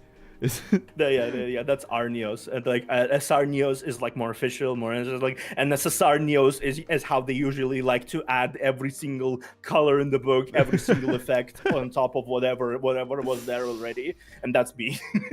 Have like a huge splash art that you don't even know what the silhouette is. So the funny thing happened because I arrived the exact moment you left. He was like, "What the fuck is happening? Who are you?" Like, I am the new Nios. Hello. I'm just slowly peeking back and I was like, "What the hell is happening here?" I hear a lot of. I just like I basically was like, "I'm the new Nios, the Neo Nios." I'm getting usurp, I say. No good. Oh, yeah. Zen's been wondering what's the accent. You want to share? Yeah, it's Slavic accent. Yes. I am Slavic. I and my pet bear drink vodka. Drink and play balalaika. Okay, alright. I'm not laughing. Hey, I am that. I'm allowed to joke about that. Yeah, so you're allowed to joke about that. I don't know about me. Yeah, I'm allowed to joke about that. I'm that. I have the pass. I have the pass. If there's eventually a moronic secretary stereotype that I can joke about, then I can joke about that kind of stuff. But I don't know about myself. Yeah, exactly. It's not like I've been doing the Uncle Roger accent for like the longest time. I don't want to do it right now. Don't laugh it like that. I don't want to do it right now. Yeah, I do. I just imagined. You don't need to do it. I already imagined your voice with that accent for a second. It was just like. I just don't know why. I just like, hey, I can try to do that. I just did it. I was like, oh wait, hold on a second. Nah, I'm doing it way too good. No, this is no. Sometimes you realize that when you try to do an accent out of a joke, that happened with me in a like when I did like a voice acting thing, and that happened to me. I tried to do an accent for a joke. I don't even remember the accent. I can't even replicate it at this point. But I practiced so hard, and I did it accidentally, and I was like, "What the fuck is it? It's too hard. It's too good. why am I so good at this? It's too good. Why am I so good? This is concerning." Yeah, like I didn't even know I can do Goofy's laugh or like a Mickey Mouse until I started like, doing content creation. I just randomly started going yeah. Yes. Fucking, oh God, Jesus, God. What have I become? Yeah. What have I become? What am I doing with my life? Now laughing at my long lost brother doing Goofy accent. Yeah, it's just like imagine people join in and we both just yeah. That's the first image. Is like just walk in and just go, two very fancy anime men sitting there and going yo.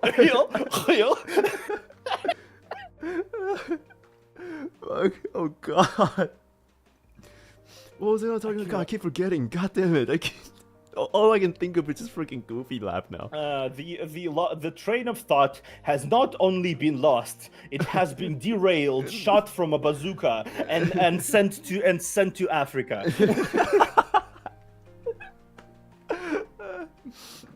Great. Our sense of geographical humor is also very similar too, because my go-to is Antarctica. Yours is Africa, I guess. Sick. Right. Sick. Yeah. It's just like I'm starting to think if like we do this April Fool's joke, I'm wondering if anyone will even notice. I'm wondering if anyone will even notice that we switched models and not switched streams. Like, I wonder if anyone will even notice. Oh God, yeah. You know what? The manager's side is going to talk about that kind of shit, but still, God, that's such a fantastic idea if that was to ever happen. Yeah. If we manage to hash it up, like, I'm pretty sure by the time it's gonna be April next year, we're gonna be close enough buddies to be like, yeah, we can do that.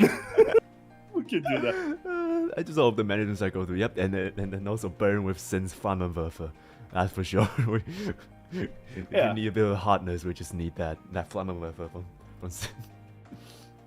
I mean, there's just a lot of fun ideas. I feel like we could do as people, because similar people tend to have similar sense of humor, and similar sense of humor tends to attract a similar audience, and similar audience.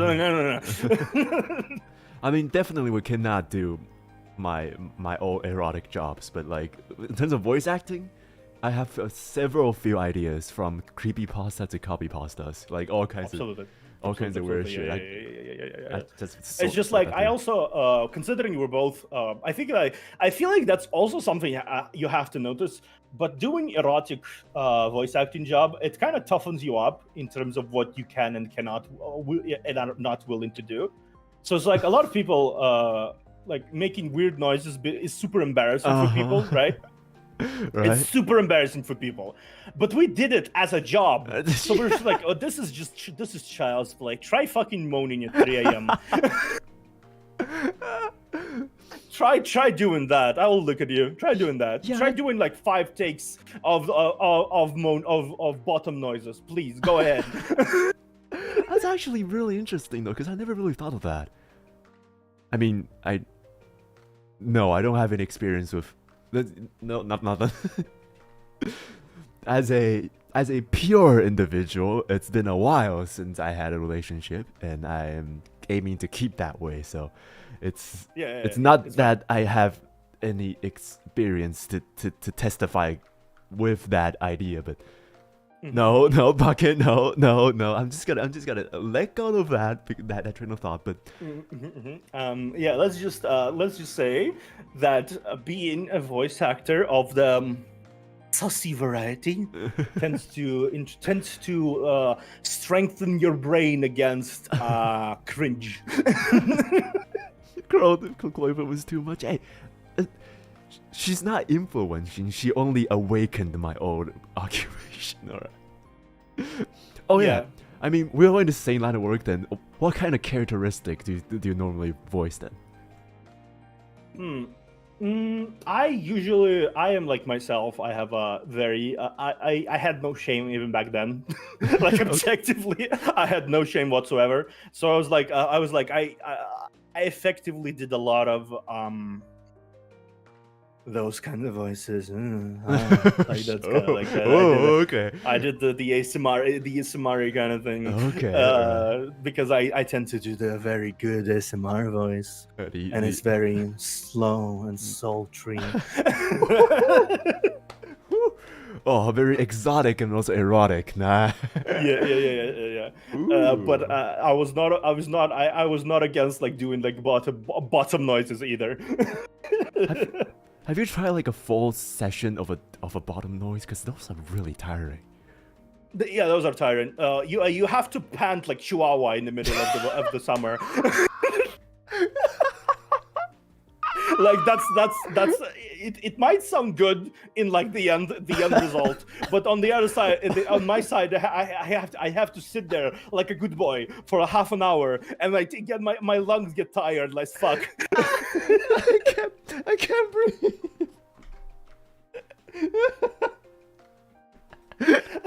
Not the Chihuahua. It's just like I have to sit here on my fucking chair for half an hour, completely sounding like I'm in the middle of a panic attack, but somehow I'm very enjoying it. Like just like yeah.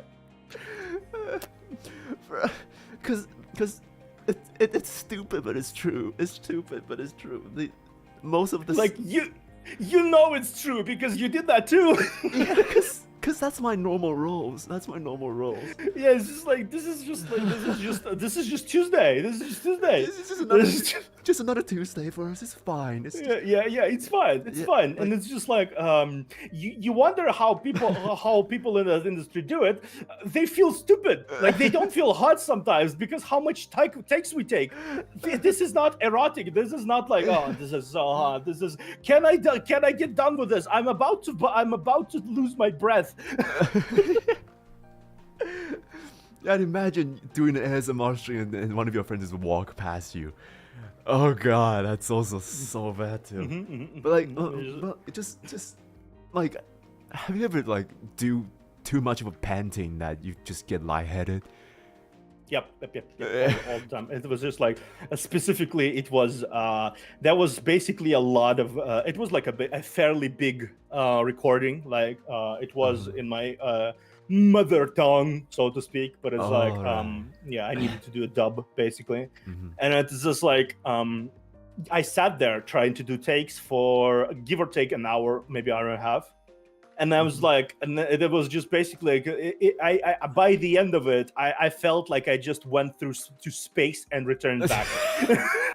No air in your lung, like completely. There is no air. There's no air. There is a Sahara desert in my throat.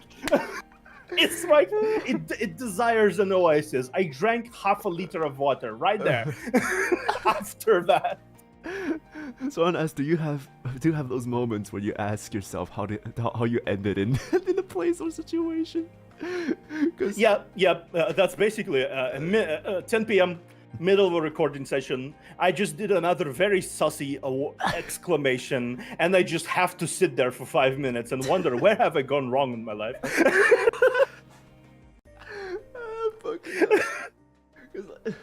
Oh yeah, like okay, just to give in context, like the reason why it's so like, especially with erotic voice acting, is really hard, is because I don't know about like normally for male roles, not exactly that hard because you for dom male roles it's just gruntings, and it's not that demanding to be grunting, it's just going.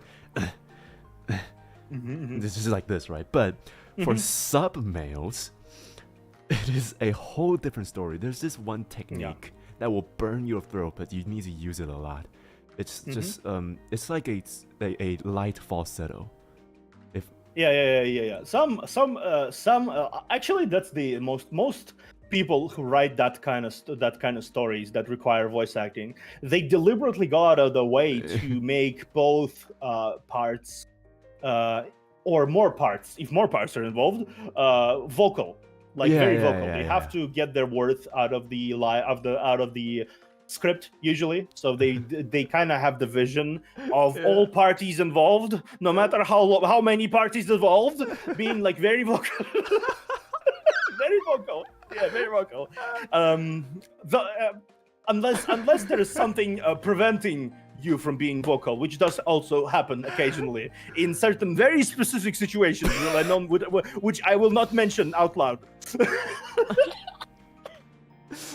I mean, choking noises are really hard to do too when you don't have nothing to choke about. Yeah. Just we'll not specify what exactly is the cause of that choking, but choking noises do occasionally require to be happening. Yeah. Yeah, just let me demonstrate this really quick about this like slow falsetto. It's just like normally when you do falsetto, it's like, I don't know if the mic would pick up this, but like normal falsetto is like, my voice is real fucked up, man. So it's like, this is the normal falsetto, but you can pick up. When you exhale, you have to exhale with the falsetto, so it sounds extra sub because you sound like you're very weak. Yeah. So it's like, I know exactly what you mean, and it's very tiresome on the throat. Yes. So it's like, I'm gonna do it once for you on stream. I'm not gonna do this ever again. This is a demonstration. So it's like. Yeah, exactly. That's the sound. That is the sound. You get that? And it's so fucking exhausting to do this half an hour.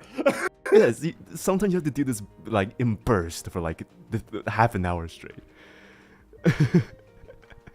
So yeah, that's the technique you have to do. So yeah. It's just like it's like a wheeze almost, but you have to sound like a super sussy wheeze. Yeah. How did we get here? When we started at this? What the? See, we already are in the mood of a standard voice actor of a sussy. We have to stop ourselves and say, how the fuck did we get here? How did we get here? We need to dial back and go, what the fuck happened there? Yeah, it's fine. It's just like, it's work. With nothing sussy is happening. It's just work, all work. This is it's fine. Everything's fine. Nothing too sussy is happening. Nious just got something in his throat. I'm there for a second. I'm very sorry. It was not me.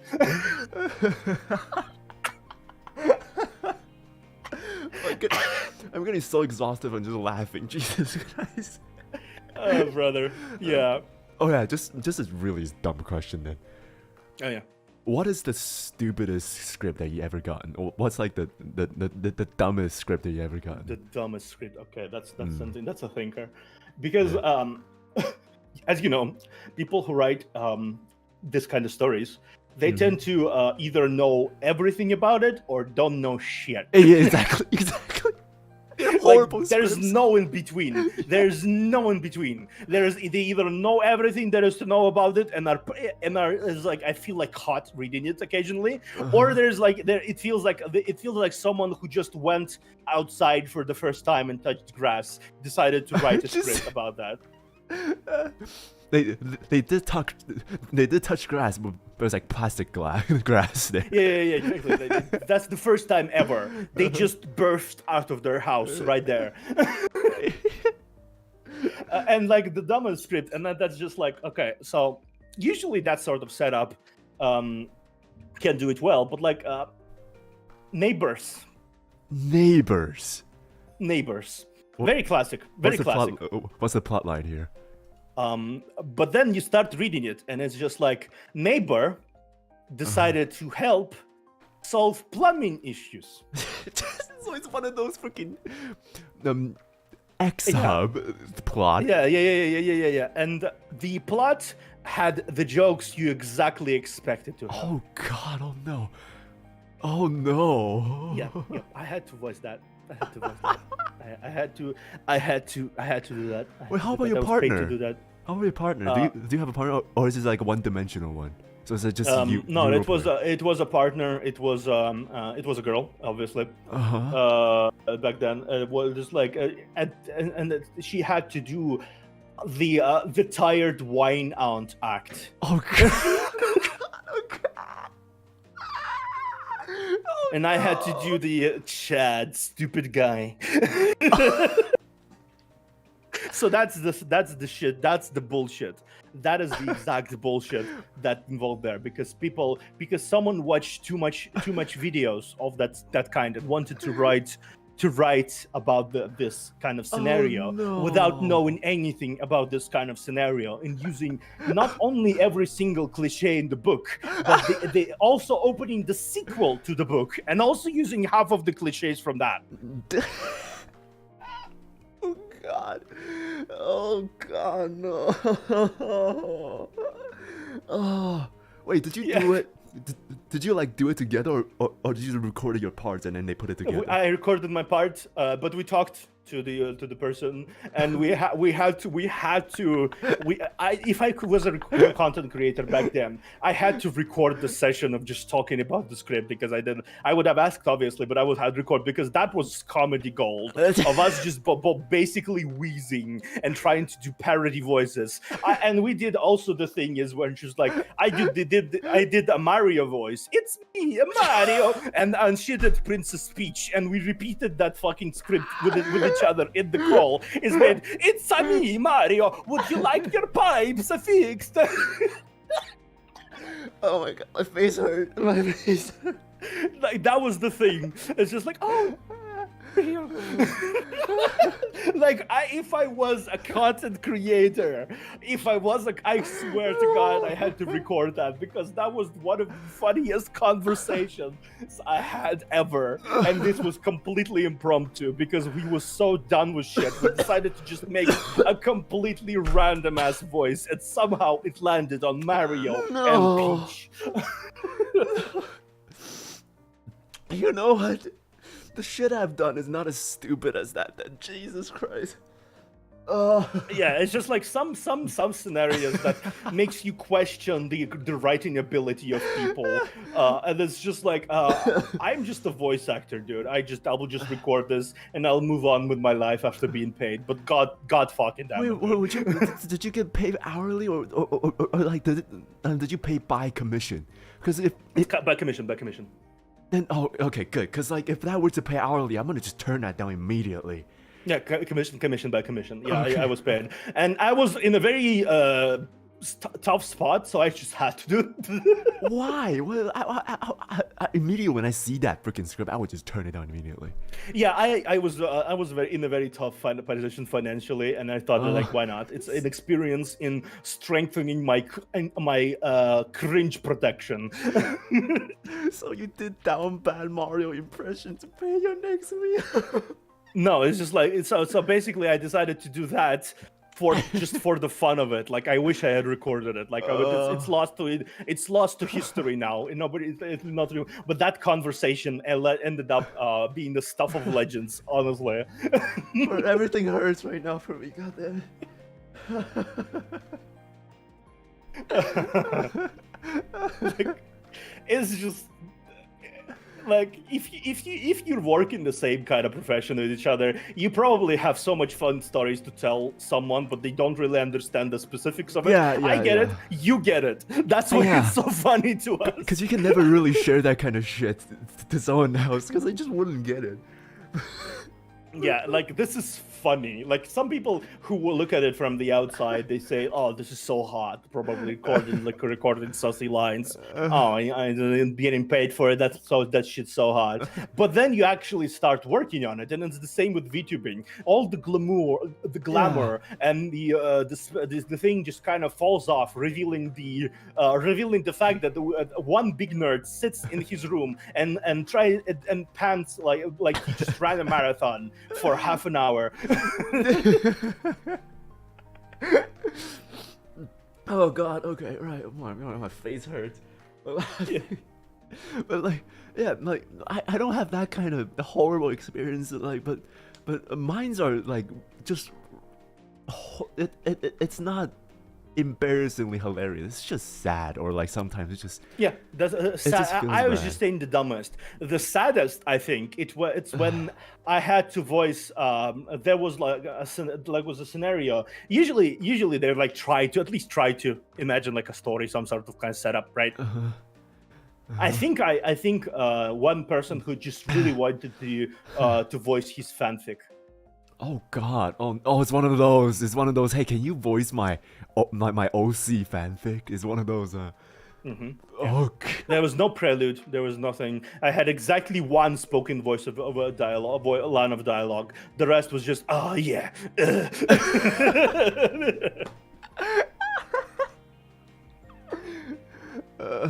You know, fucking. I had one of those before as well, but it was just the plot line was I don't want to get into much detail because if I go into detail, maybe that guy will find me here. So no, I don't want to get into detail. Just outline it, like just yeah, general. The OC main character is trying to like confess to me, and now I'm gonna just like, I actually have feeling for you for like a really long time now, and they have like this revenge for such a long time not being able to be together business, and both of them are like crying together, and and we did it live. It was not like a recording session and then do it and then string together. No, we did it live with the person who wrote it, who wanted to voice it, and the OC protagonist is of course based off of them. Yeah, I just imagined it for. Yeah, I can imagine exactly what you thought it was. Like I can like those scenarios. I think people imagine you sit there as like, oh, you're enjoying yourself, and they're just like, oh, they're just like doing this. No, most of the time, you are in a low-key facepalm trying to contain laughter. Yes. You're trying to just like, oh no, please, just don't go that way. Yeah, most of the time you sit there in a facepalm, doing your uttermost best to contain laughter. That is what you do. Good thing the back in the days I already know how to do like muting my own microphones and shit. Because every single time they're like really like cheesy lines comes in, they're like, oh no, don't break it, Nious, don't break it right in front of him. He's crying right now. Don't break it. Yeah, exactly. And it's just like, there is just so much shit that people don't know about how this goes into things, and just like, oh God, help me. Voice acting in general is just, God help me. But yeah, there was also some really good ones that after you did it, it was like, holy shit, I can do that. Oh yeah, absolutely. There was some good ones that I was like, I'm glad I participated in that. Yeah. Someone will absolutely sit there and listen to me doing that. I love that. I remember doing one that was like, the script was really good, and the female voice actor who was voicing with me, I did it live that time. It was not only like in a phone call with, it's like one of those reading sections. It was like, you and your partner, your voice actor partner, and then there's like the entire freaking audience of it just listening in to you. And, and good script elevates whatever you do tenfold, I think. Yeah, and then good script, and then there's a great audience who's fucking cheering when the final part happens. I was like, what the fuck was happening? I was holding my laughter in, but it was really good. But like, that part... The climax, if you will. Yeah, that part is...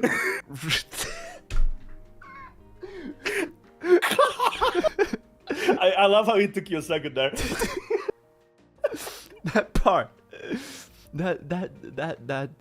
That experience was truly a mesmerizing one, because like it's magical. Yeah, it's magical. Yeah, that like, kind of stuff is magical. Like no joke, like for all the funny stories, for all the bullshit that you go through without voice acting, and for all the people who really go out of their way to write the cringiest shit you can possibly imagine to man, there is those little gems that occasionally pop up, and you become proud of the fact that they chose you. Yeah, exactly. But then we just go back again to those. Yeah, it's like that's basically the voice acting industry. You're constantly looking for the diamond in the rough. Yeah. Oh boy, Jesus Christ! I never thought I could actually share these kind of experience because like, this is the most obscure time of my life when I did that. But holy hell, that was great. I mean, it's good to get off your chest for once. Like honestly, like yeah. I usually don't have friends who like work in that kind of industry, right? Or like have the experience to share with me. So it's kind of it's really funny. We've been laughing so hard mostly because we hadn't had the chance to talk about it to anyone. Yeah, exactly. It wasn't just it wasn't just like a normal dinner. It was like I voiced an erotic fiction once, and then everyone just looked at you. I was like, "What the fuck?" Yeah, exactly. It's like just imagine for a second you're sitting there eating your like steak. Just like cutting us like and like look up quietly. Oh, by the way, I moan for money.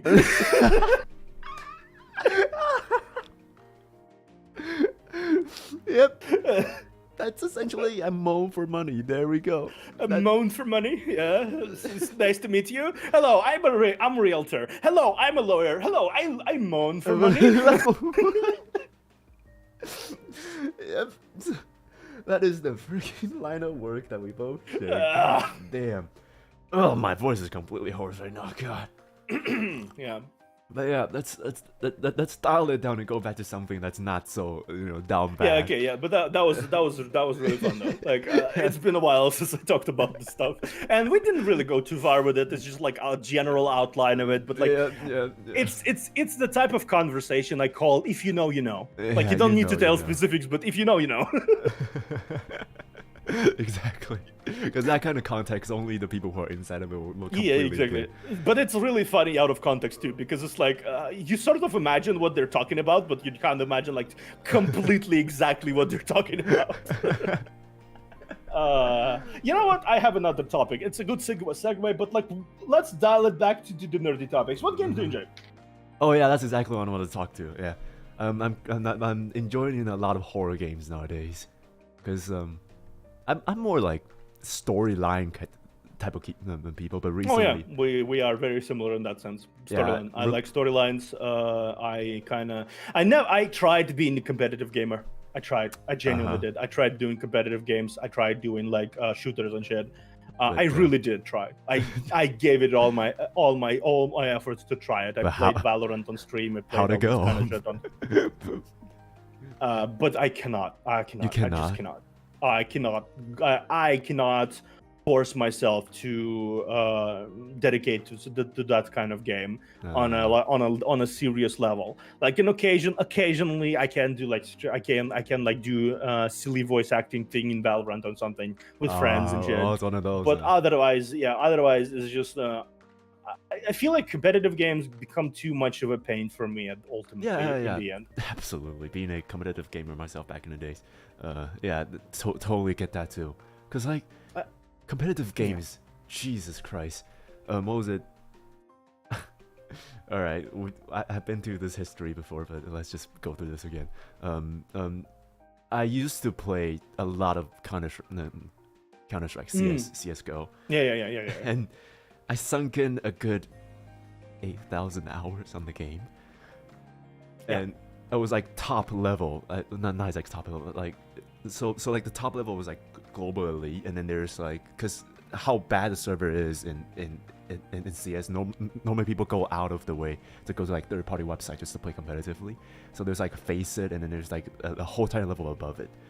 So I reached like level 8 or 9 and I peaked, and I was like, there's no way I can get above that. Oh yeah. So this kind of game requires so much dedication. So much dedication. So much. I already spent so much time in it already, and as stubborn as I am, that was like the first ever times I actually spent a full effort into the game. Then I thought it was a good idea to play Dark Souls games. Now, all the reoccurring audiences in my ears will know that I've talked about it multiple times now.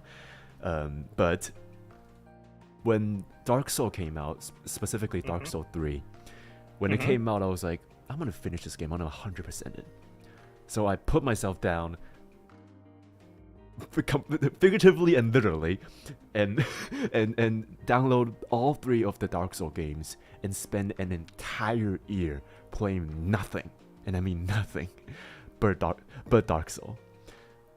And if it is even possible, I think I do have some PTSD with that kind of like soul-like games at this point. I cannot play that kind of games anymore.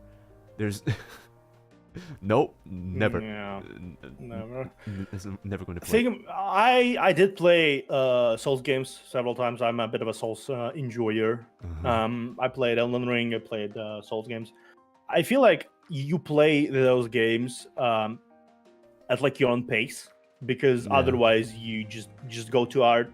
You just go too hard. You get too obsessed, I would say. Yeah. Same with MMOs.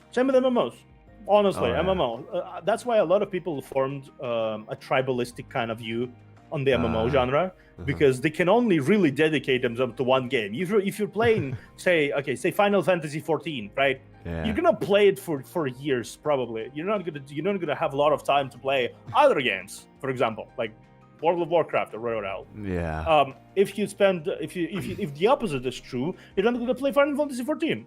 So a lot of people who are fans of specific MMOs, they stick to one MMO. Same with shooters. Same with same general idea of a live service game that is successful. Yeah.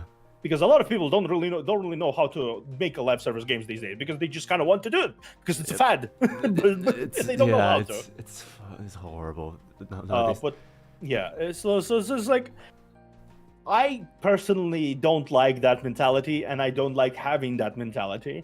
I like to have variety in my life. I like to enjoy different things. I have to like to taste the different kind of vibes. So gachas, short stories, story games, RPGs, etc., etc. Those are the games that you play. You earn the experience. You appreciate the experience you had, be it good or bad, and then you move on. But also having the same problem with the attention span problem. Do you get like really dull when you're playing, for example, turn-based games? Because like for me, I really trying to get into Olympus Company. I tried having a friend that just constantly talk about lobotomy and Olympus Company.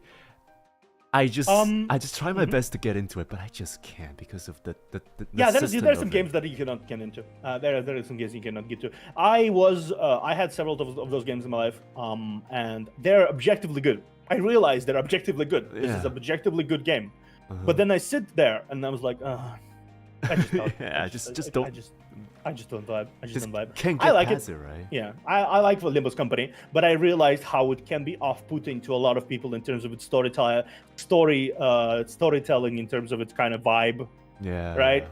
I can definitely see how it can be off-putting for some people. It doesn't make it bad. Doesn't make it bad at all. It's just the way it is. It's just that you can't enjoy it as your own self. So that's just sad. You just enjoy different story vibes yourself. You enjoy different kind of. I think you as a person would enjoy Dorica. Really.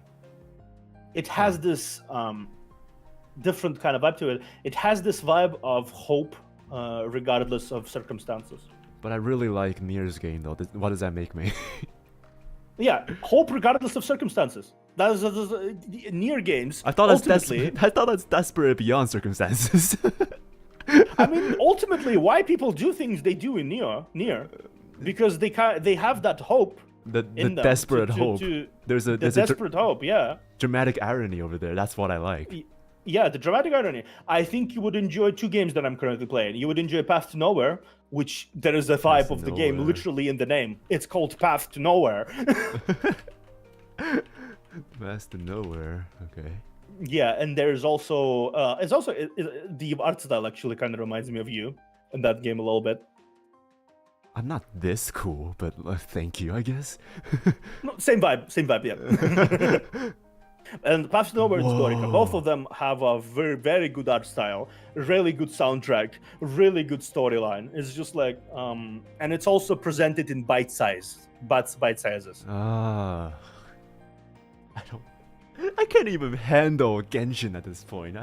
No, it's not open world. It's just stages. You play them at your own pace. If you want to, I hope you play so. 1-2 stage. You play 1-2 stage. You finish. You continue on whatever you want. I just hope there's no like commissions and shit like that. Like I can't even take another daily. Having Honkai and Genshin together, it literally got me into. There is no. Really dark Okay, places. so for example, in Path to Nowhere, there is only 60 characters.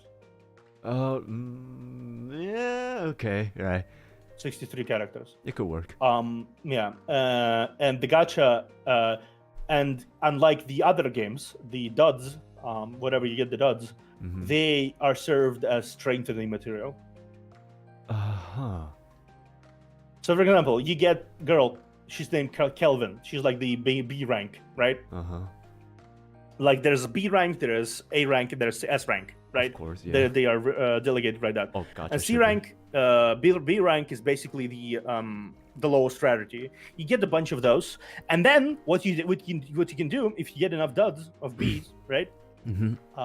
You start getting duds after you strengthen them fully, and then you can exchange those duds for points and buy monthly tickets for gacha roll. Okay, so that's like a recyclable like a cycle here. So you You can get additional tickets for gacha rolls from your monthly from your exploits. There's friendship points gacha rolls. There is other thing. There's many ways to play it free to play, and if you play it enough, they literally give you a free S-class sinner. Cheers to that! Fucking hell, yeah. Yeah, they give you free, which is the best sinner in the game. What? They give you Nox. She's the best sinner in the game currently. She does AoE with her ultimate. She does everything. She's tanky. She does a big damage. She's very universally acclaimed best sinner in the game. Alright, as soon as I got the time, I need to go check this out definitely. Yeah, it's definitely a great vibe. I would say at least if you want to, at least give your first impressions to this. Also, the storyline, which is amazing, by the way. The storyline in Path to Nowhere is absolutely voiced fully. Oh god! Oh wait. You know the problem with me about these kind of storyline voice things? I appreciate them. That's not my problem. Is that I really want to listen to all of it. So if it goes on and on and on, and I can't skip it, then. You know, okay. So, for example, give me an example. One stage, general. There's one stage thing. The only big unbroken kind of vibe of the game is the prologue, which you can give or take pass through by 40 minutes, right? Okay, right, huh? Yeah, that's the first umbrella, and then you play the game in short chunks of 20-ish minutes, like per minute per stage, and you just continue on. There's currently 12 chapters, if I'm not mistaken. Right, I'll put that to the list then. Damn. Yep. I see, companies. I'm good at fucking advertising new games. I'll put that to the list. Now I have two friends who is trying to get me into gacha games. Fantastic. And there's Sin and now there's we need to team up. We need to team up with Sin now. You two will be a really good duo to talk about. Yeah, we need to team up with Cinnia. I am now assured of that even more so. Oh dear God. Honestly, I would not mind. I would not mind becoming like a friend of the club because you guys are cool. Oh, that just sounds. Oh, that's so sweet. That is so sweet. You guys are just cool. I watched you. I admittedly watched both of you a little bit before I engaged with you, right? Because I watched you a little bit and then I started writing, and I watched Cinnia a little bit on stream and stuff. And it's just like you guys are just cool. I have a good feeling about people. You already know I have a psychological background. Right? Yeah. And I just, I have a vibe. I tend to vibe with certain people, and certain people I just don't vibe with. It happens, obviously, every time. I met a lot of Vtubers. Some people I just don't vibe with. You guys are someone I could see myself like collabing periodically, and that's just something that's not something I can say about a lot of people. Oh, that's just sweet. Oh. Yeah. It's just like I feel like, I feel like you're just cool. Yeah. Wow, God, I'm cool, guys. I'm cool. Yeah, My ears are the cool. The cooler version of Nious says Nious is cool. I've been put on the tag, guys. Yeah. Yeah, Neo, you're one of the cool kids now. Yeah, I'm the cool kids. I'm in a cool kids squad in school now. Yeah, honestly, I feel like in 2020/2021, VTubers really did become cool kids, because a lot of people trying to be VTubers, a lot of trying to be. It's now not as nearly as niche as it was once more, like nearly as well. And it's just like suddenly you really see the talent when there's talent. When the actual good people who can actually talk and entertain the crowds shows up and now time to fluster Neo. I have your cover on my playlist.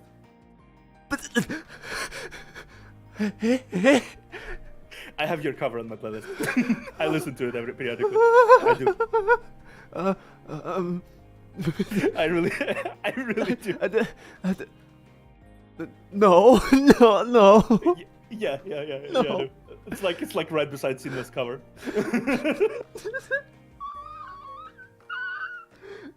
It's a trying project. It's a. I like it. I think your voice is cool. I listen to it. I think I really like it. Okay, right. Okay, hold on.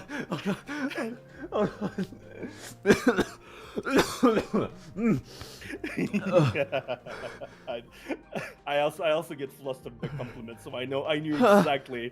I knew exactly what to say because we're so similar. Bruh. Okay. Right. I mean, thank you for enjoying that. But Jesus. Fuck. Right. I feel like I personally could do better. That's definitely.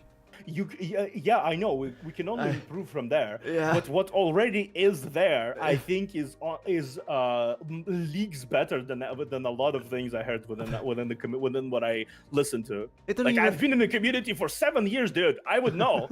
You know what? True. But I didn't even have harmony on that. It was me. Yeah, I know. I know. It's like definitely you can raise the quality even more so, but the threshold initial of the quality, and I'm gonna say it directly to you, is leagues above a lot of things I heard. Waiting for the next go. Oh, okay. Breathe. Oh wow. The cover was also what found me. Oh, you found me, fucking. Oh my god. Yeah. It's just like, yeah, I know I will do my best on my first cover, and people will tell me that I did really good, and I will be just as flustered about it. I will be just as fucking flustered about it. So I'm enjoying my minute where I can tease another person that's similar to me until I get into that position. So let me have my minute, please. Oh my god, my face is all red. I'm looking at myself in the mirror right now. Fuck. Okay, right. Every time I open YouTube, my little bro will ask me to play that.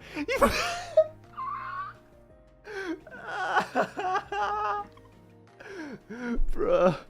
Okay, right. Gambaruzo. Yeah, you're cool. Don't worry about it. Sorry. Yeah. It's fine. It's fine.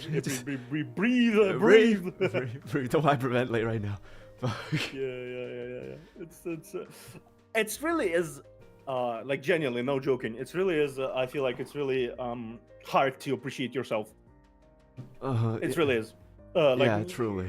I never thought I'd do a good job at voice acting, and then I received the a message from like the person whose script I made for, and it was like, oh, this is good, amazing, and I just wanted to like, and I slowly was sinking into my chair, like, like every single time the reaction always like, whenever someone says, okay, good, this is good, like we can use this, I was like, No, we cannot use that. That was horrible. That was always my. Yeah, it's just like you had that situation where it's like someone really passionate scriptwriter decided to personally message you and say, "Oh, thank you very much. You brought this to life so well. Thank you. I'm so thankful for you. I will absolutely contact you for any other thing that I have." And you just want to sit there and burst into flames because you're like slowly sizzling because it's so humbling, but also like really flustering. And it's just like But also, yeah, a pretty fun fact though. Despite the fact that I did voice that before I started singing, that cover is the first ever time that I've actually seriously tried to like learn singing. Prior to this, I've never sang before. I never tried singing, so this is the first time I'm practicing. I'm legit asking questions from my from my mixer. How I should what should I do technique? What kind of stuff I should do? What I should try? Like, should I try to like train my voice this way or that way? And I'm legitimately asking other people who are like, so what advices would you give me like in terms of singing? What should I do? What kind of register should I have? This and that. And it's just like, when you really dedicate yourself to something, there is a fire that awakens that you didn't know was there. Yeah, that just ran out of drive. Despite always getting down and always getting hit back, you just always come back for some reason. Yeah. I know I suck. I listen to myself and I suck. I know I suck. But then that was weird. Times, no, that wording, because that's the usual already. I'm not even ignoring. I'm not even pointing attention to that. Yes, I do hear myself suck too. Anyway, move on. Continue. Yes, I do hear myself suck. I mean, I did voice act that, so yeah. Obviously, I had to listen to that. Okay. Cinnia says Nious always trash talking his recording some. Yeah, cause like it's. I could have done it so much better, but for some reason, every single time I started a recording system, it was just like stuck. Yeah. I just get stuck. Yeah, it's just like it's like I listen to myself and I cannot imagine anything else that other than this is bullshit. You're idiot. You suck.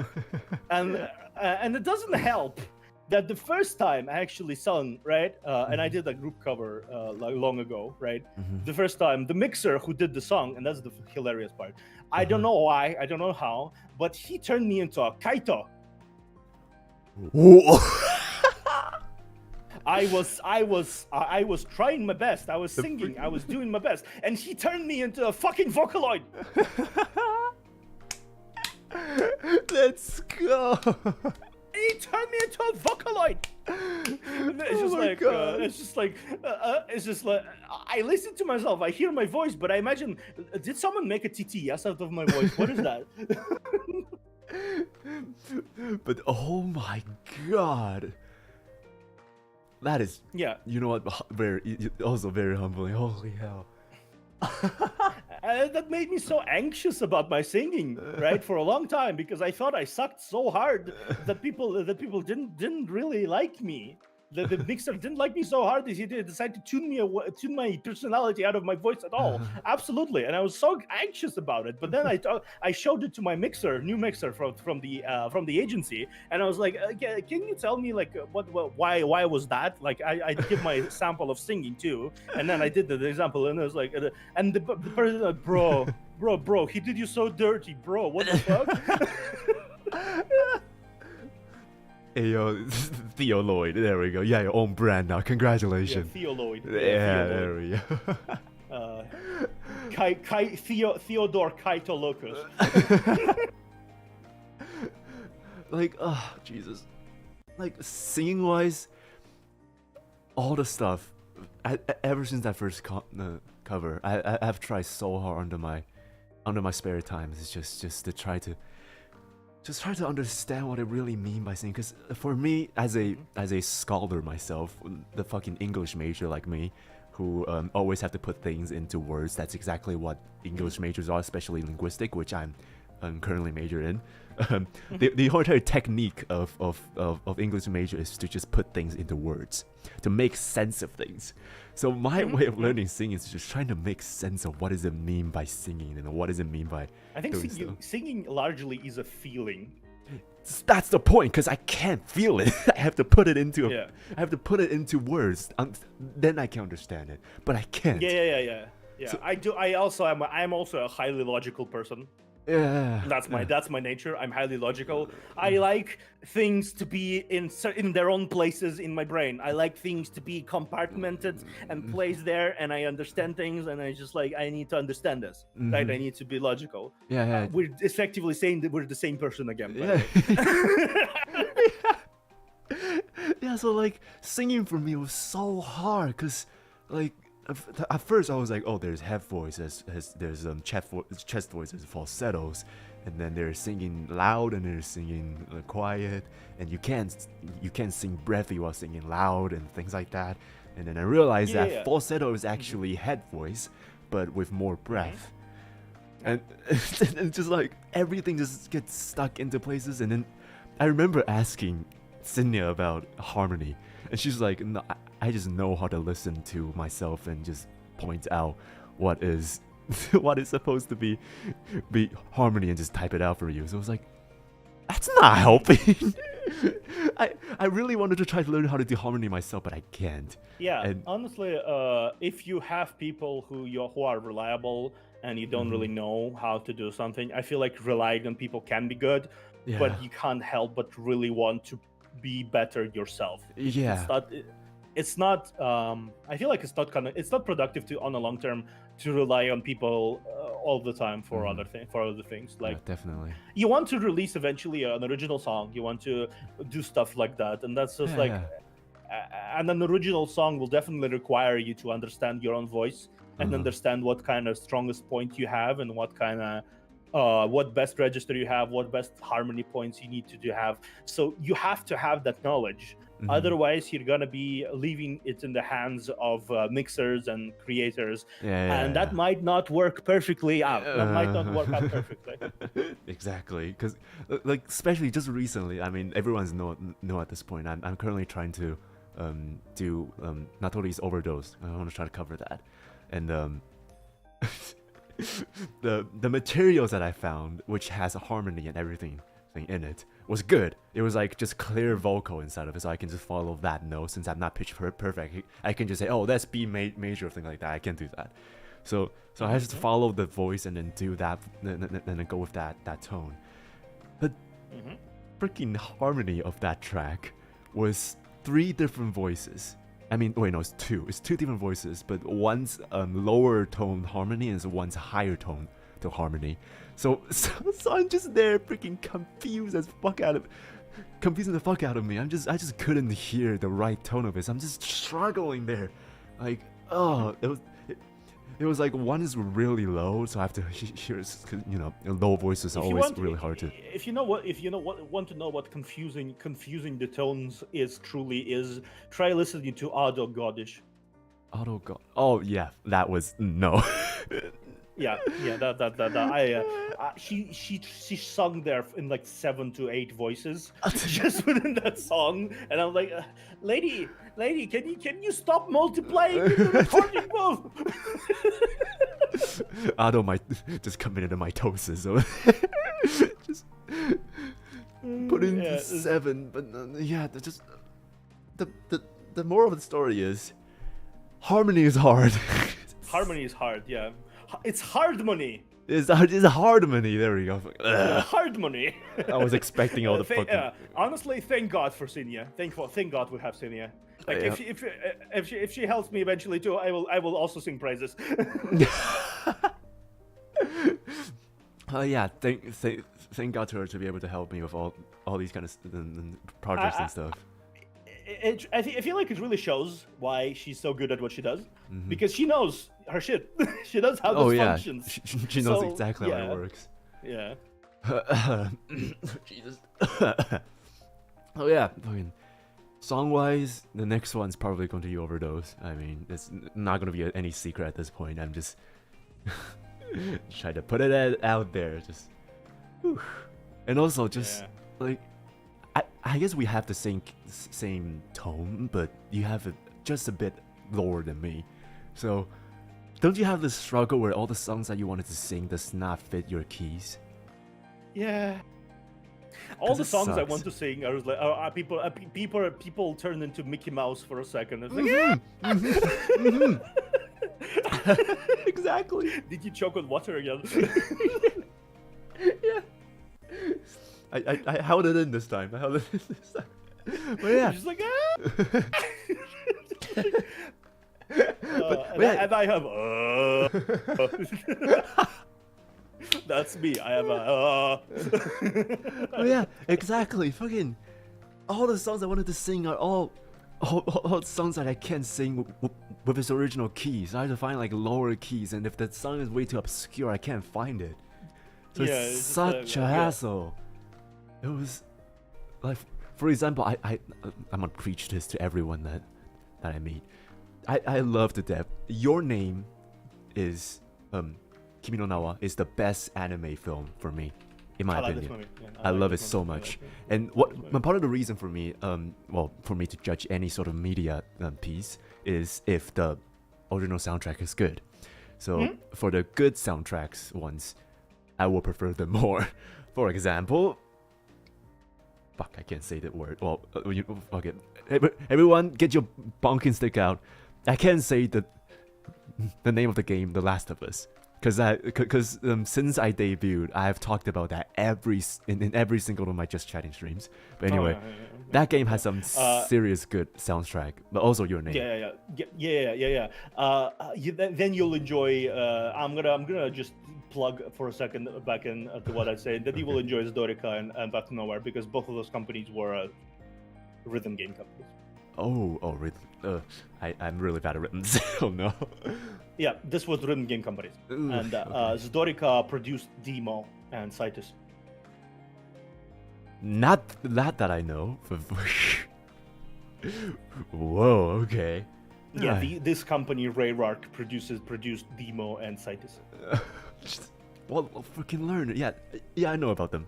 Plenty aware. I also like them, but like, part of this. The whole point I'm gonna go back to is because I don't want to stray too far and talk about freaking erotic voice activating it. Just continue. So like, for Your Name, the reason why I love it so much because how good the OST is, and because how they arrange the thing. Because like, if you've seen the manga of Kimi no Nawa, you will know that they actually arranged all the montage and all the songs within the movie as the format of the manga. So every single time there's a chapter switch, there's a montage happening, the song kicks in. So it's it's just these subtle changes that just makes it so good. But anyway, the soundtrack of this is so good, but I can't sing think it. Part of the reason why these movies are so amazing is that Japanese animation, above everything else, they can put so much beautiful focus on the mundane. Oh yeah. All the sceneries and everything is so good. Yeah, you never really see that focus on Western media. Yeah. In terms of, you don't see long shots of just countryside with crickets playing in the background and just like sunlight trickling from the upside. Yeah, that's as my you favorite. just walk among long fields towards like school or something. You never really stop and pay attention to this kind of stuff in Western cartoons. Is a little more fast-paced than that. Yeah, definitely. Japanese daily life kind of style of anime usually does a great deal to focus on the little things, which is beautiful. It's beautiful. It's great, but also I feel like I don't know if this is true or not, because I learned this from my linguistic teacher. He's Spanish, and he told me that you can also experience this, but in the most obscure European movies, because these kind of movies just like focus on so many weird shots. Yeah. These weird sceneries. Old European movies and obscure European movies tend to also focus on little things, because part because of budget. Oh yeah, budget. Part of that. That's part of the reason. Budget, and part because of the creative inspiration and vision of the people producing the movies. Yeah, So this is definitely correct. Yeah. they're more artistic than they are more sensible. Yeah. There's some weird That's shit. what I heard. There's some weird shit in media, in the European media. There's some weird shit. But going all the way back, like in terms of the songs in Your Name, I wanted to sing them so much, but I just can't reach the note. I just can't. Yeah. It really feels bad when you can't do that. It's really is. such a struggle, but I mean, on the bright side, Natori has some songs that we can sing. His songs are always his songs are saviors to me because his songs are not exactly hard to sing, but well, pretty hard to sing, but their keys are very monotone. Yeah. Actually, the funny thing is, there's another thing, and there's gonna be like a group song. Hikaru Nara, I think, and I am obviously taking the lowest key. Of course. Yeah, like I have the lowest voice among all the people who are gonna sing in there. And I was like, yeah, sure. Thank you for putting me on the spot like that. I appreciate it. They thought of you. Yeah. It's just like I feel like I have never felt such a passion for singing as I did after I became a VTuber, because I feel like it's such a big part of the industry. It's such a big part of the humble beginnings of the industry, where people released covers and original songs and everything. And the corporate people always like try to their best to sing. There's some of the best singers I think I've ever heard of are from VTuber industry, coincidentally. Yeah. Oh Jesus. And it's just like, it's so inspiring. It's so inspiring to me. Like, you want to try it. You want to leave your mark on the industry too. Maybe someday some of those reaction channels will get, and next one we're gonna react to the Observer with this, or react to the Nious with his new cover. It's just like, maybe one day, but no promises. yeah, it's just like that. Maybe one day that will happen. Maybe it won't, but still, it will still leave some people enjoying it. Like, I'm sure your chat will absolutely love your new cover. I'm sure my chat will love my new cover, my first cover and my second cover, whenever that happens. My chat has been asking for every cover ever at this point. Every single time I try to sing a rhythm, I was like, dude, cover now. Yeah, and one thing I discovered, that even if you hate your voice, even if you hate your recordings, there will be someone out there, be it audience or Cinnia or anyone else, that will go and bonk you in the head and say, what the fuck are you talking about? This is nice.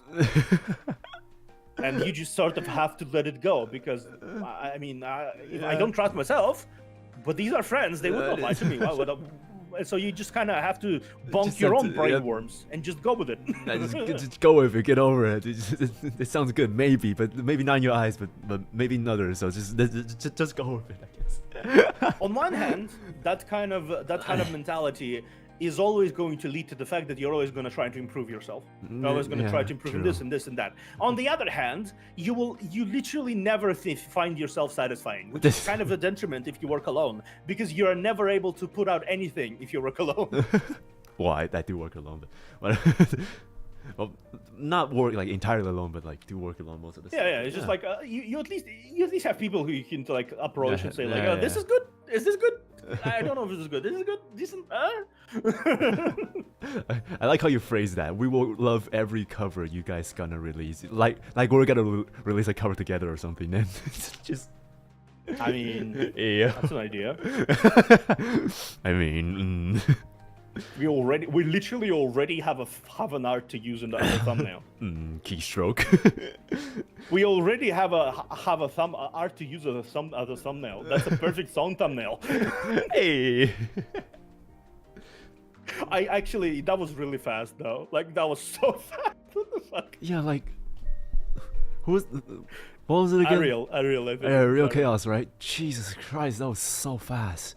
So fast. I announced that at Monday, which means that you have been drawing that for the past, what, 2 days? 3 days? Yeah, 3 days? 2 to 3 days? Yeah. Holy hell, and you guys are so ended fast. up being so good. Yeah, it's so good too. All the arts I've ever seen are so good.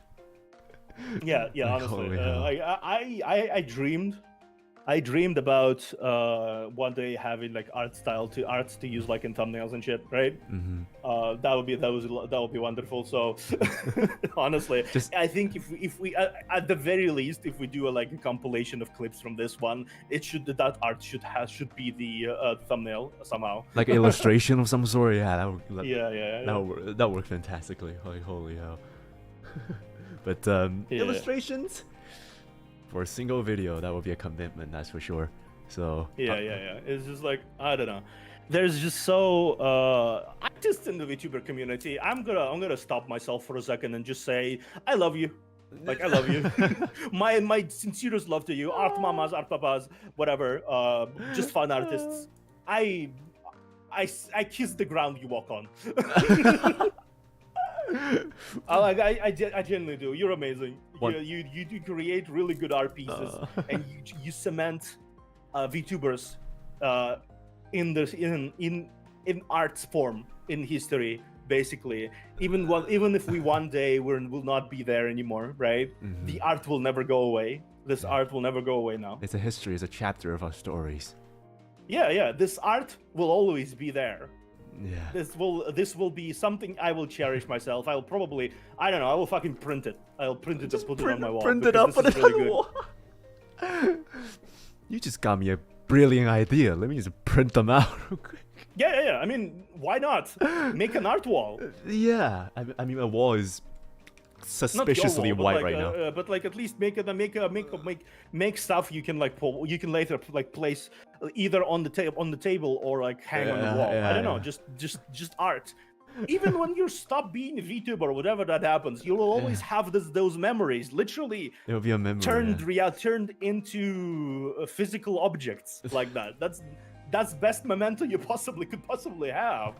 I mean, God, I want to think of those days. I hate saying goodbyes every single time. Even the freaking, even the crowd of fear, I cried there. Like, God damn it. Yeah, I mean, yeah, it's just like you can cherish them while this happens, and you will cherish them forever. Yeah, suspiciously white. Because normally, like a person of my capacity, normally I'll just have like posters and like scrolls and just all kinds of stuff I got from conventions. Just put it down everywhere, but. For some reason, ever since I moved here, I didn't put down anything at all. So how's your wall looking like then? I actually have a big ass space looking image. It's like basically my entire wall. Oh, like a portrait of yourself.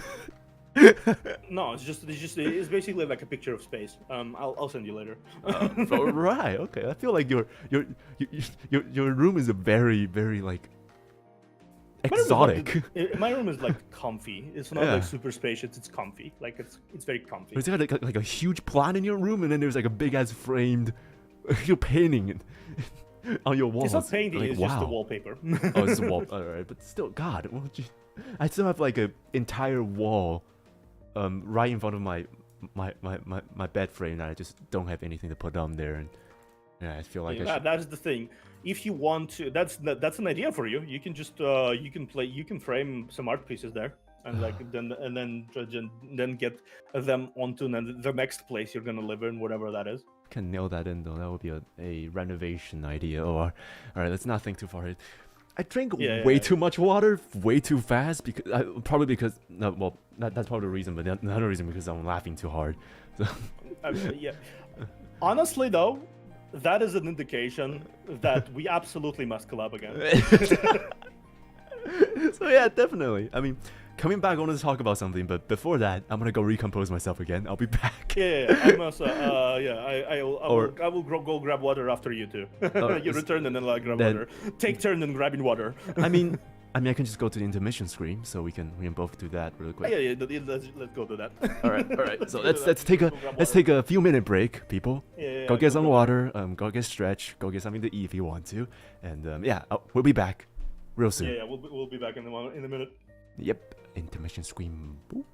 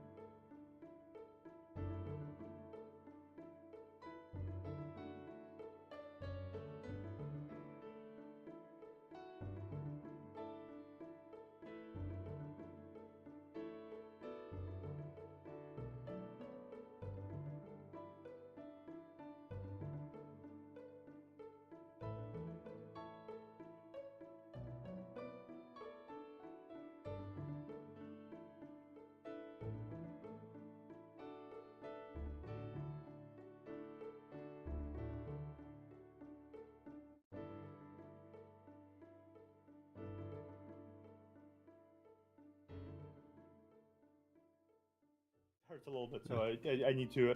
I basically waddled there and waddled back. Oh yeah. All right, everyone, welcome back. We're back on the stream. Yeah. Stream again. Just before we started the stream, we also talked about this too. My throat is currently hurting right now, and Theo's leg is currently hurting right now. So we just need one more people who's may or may not be losing an eye, and we can have a full pirate. Yeah, I cannot see, I cannot talk, I cannot walk. When then you can see, can't hear, can smell. Yeah, but welcome back, everyone. Let's see what you guys were talking about before we went. We can a lot of appreciation between each other, I see. Love this. Yeah. God, the interaction in my chat is so. I love this. I love every bit of my chat's interaction. Yeah, honestly, it's so nice to see. I gotta be honest. When I was on Twitch, I attracted a lot of lurkers, and being lurkers is fine, right? It's fine, like it's genuinely, but it's very fine in my case. But I kind of enjoy more people some watching. interaction, like when people chat and when people like interact with this. So this chat and like my chat recently on YouTube, it has been a blessing. Because people from those gacha fandoms, they come in, they're friendly as hell. They give advice. Oh hell they yeah! just do this kind of stuff, and there's like I've seen the same people in Cinnia's chat when she played Limbus Company, and those people are encouraging, and those people are really interested in others playing their favorite games, and it's just like And also appreciate a lot of people who stuck around too, because like no matter what game I play, there's always these familiar faces that just always going to show up on stream. Just I feel like a lot of people eventually what they watched VTubers for, and that's why I watched VTubers as well, and I know that feeling. They watch them for their personality first and foremost. That is what they watch them for. So when they watch you because they like you, not the game you're playing. And that's such a baffling thought to have. Yeah. For people like us who have very self-critiquing attitude a lot of the time. It was a bit egotistical to say, hey, they're here for me, alright? So I really like, I also thought about this before, because like, even if you give me opportunities to just play a game that's going to give me like thousands of views right now, I won't really play that game particular, just because I see a lot of these like just being coined to play that game, just be, oh, for example, you are this Genshin person. You are this Genshin VTuber, and if you play any other stuff, no one's gonna watch it. Yeah. There's definitely the same tribalistic thing happening in some games. Yeah, and I'm glad ultimately it's starting to dispel. Like even on the top level of streaming, people play different games. yeah. I just hope that's the case. Yeah, people start playing like even like the oldest people. There was like a World of Warcraft streamer that everybody knows about, but lives in his basement. Everyone knows this guy, but even then he stopped being a World of Warcraft streamer. He streams various things, and people still watch him. And a lot of people just saw that kind of change happen on the top. And I feel like they also embraced variety in a lot of things. Yeah, sure, you can have a favorite genre of game, like be it MMO or gacha or whatever, or storytelling. But it cannot stop you from enjoying different experiences, because ultimately, if you cannot enjoy different experiences, a lot of things will become stale. If you and can't enjoy you will find yourself not entertained. Yeah, definitely. Like if you can entertain yourself, you can't even entertain others. Let's just say you never. That's why even now I tried to so hard to be better in content creation back when I first started, because I didn't enjoy my stuff first, right? And I realized that I didn't enjoy what I was doing. So I realized that a lot of people who watch me might not enjoy what I'm doing either. So just share it out. That's one of the ways to do it. Yeah, and I basically started to try and improve myself. I tried to speech, test out speeches, try to do stuff and stuff like that. Someone asked, what do we think about Terraria? Terraria? Yeah. I like it. I haven't tried it before, but I do like how it looks. I would not be against trying it. I'm gonna be honest too. If we were to play that game, we'll be going into a completely Oh no, I almost said the R word again. No, not that.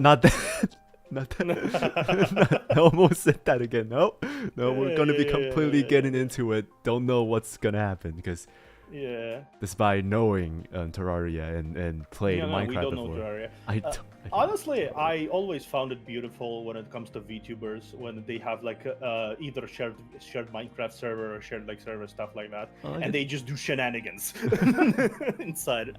It's like but I don't. Yeah, we can think this into a series, but I don't know if I can get to another commitment. Yeah, we can think about what we're gonna do next after this point. Yeah, it's just I do feel like it's everyone who watches the stream will agree. If you put us together in a room, that's content. That's exactly. That's already content. So it's just a background stuff that we can think about.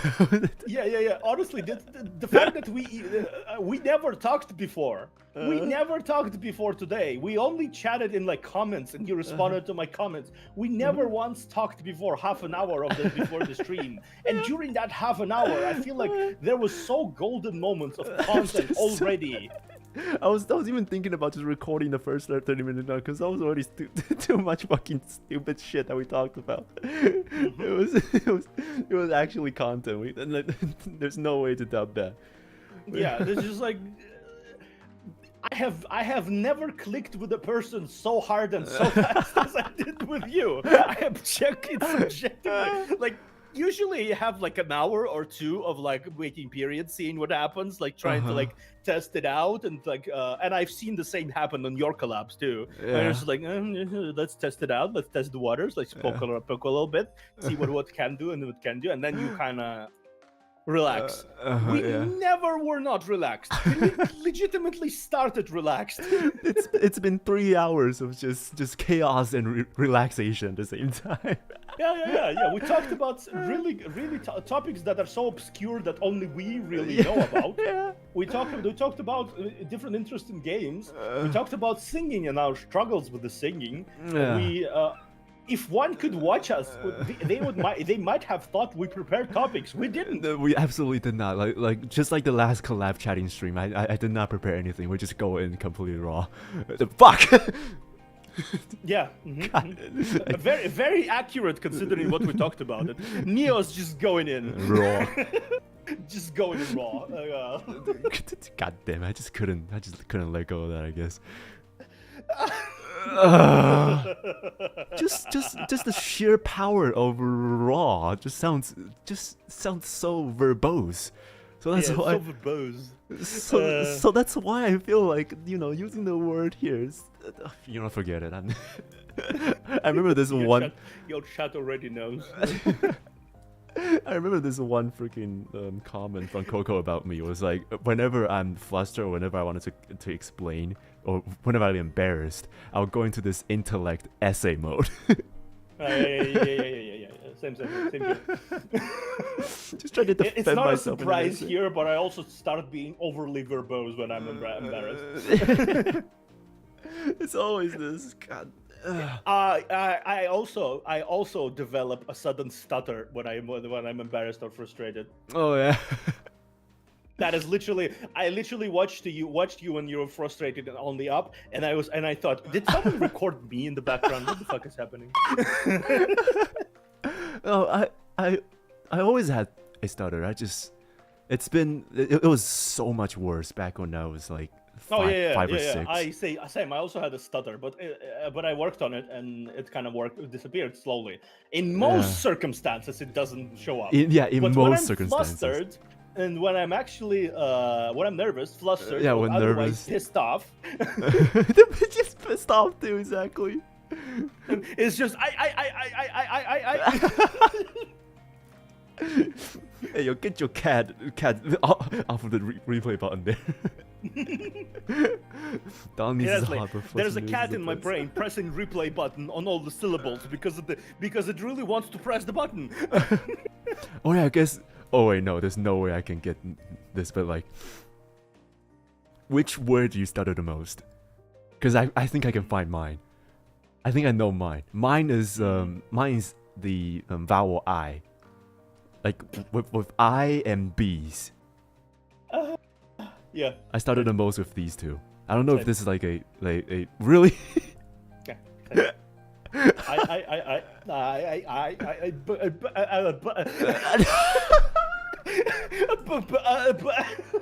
Yep, that's me. That's I cannot believe. man. He like me for real, for real. For real. Well, even stutters. Fucking. Oh Jesus Christ. Yeah, we're the same person. This is hilarious. I never expected this. Hey, I'm just gonna go to YouTube. Let's watch this random streamer. Oh, it's me. Why is there a mirror? That's a stream here. I don't get it. Did I suddenly call colorblind? That's me. Oh fucking hell. I mean, there's one thing I probably that we don't share is that I have a deep love in horror things. So like zombie films and zombie games and horror games. That's why I like them most. Horror. I do love horror. Fuck. I do love horror.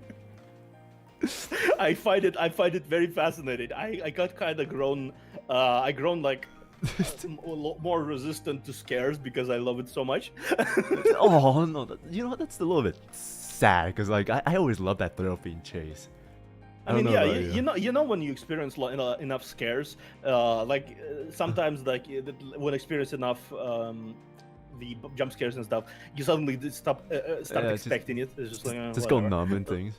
Yeah, you just you go kind of a little numb to it. But what I really enjoy in horror games and movies and stuff is when they are able to set up the atmosphere that is really foreboding, that is really enveloping you, because you cannot get used to that kind of feeling on a primal level, that it just kind of like goes into the basically. I'm gonna say it right here. This is the first time ever I hear the word foreboding outside of my classes. I'm so happy about that.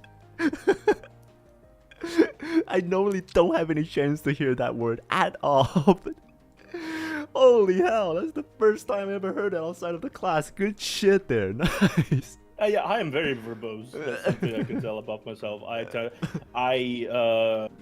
am very verbose for someone whose English language is the second language. I mean, from the looks of it, we both have our English as our second language. I have a third language. Yeah.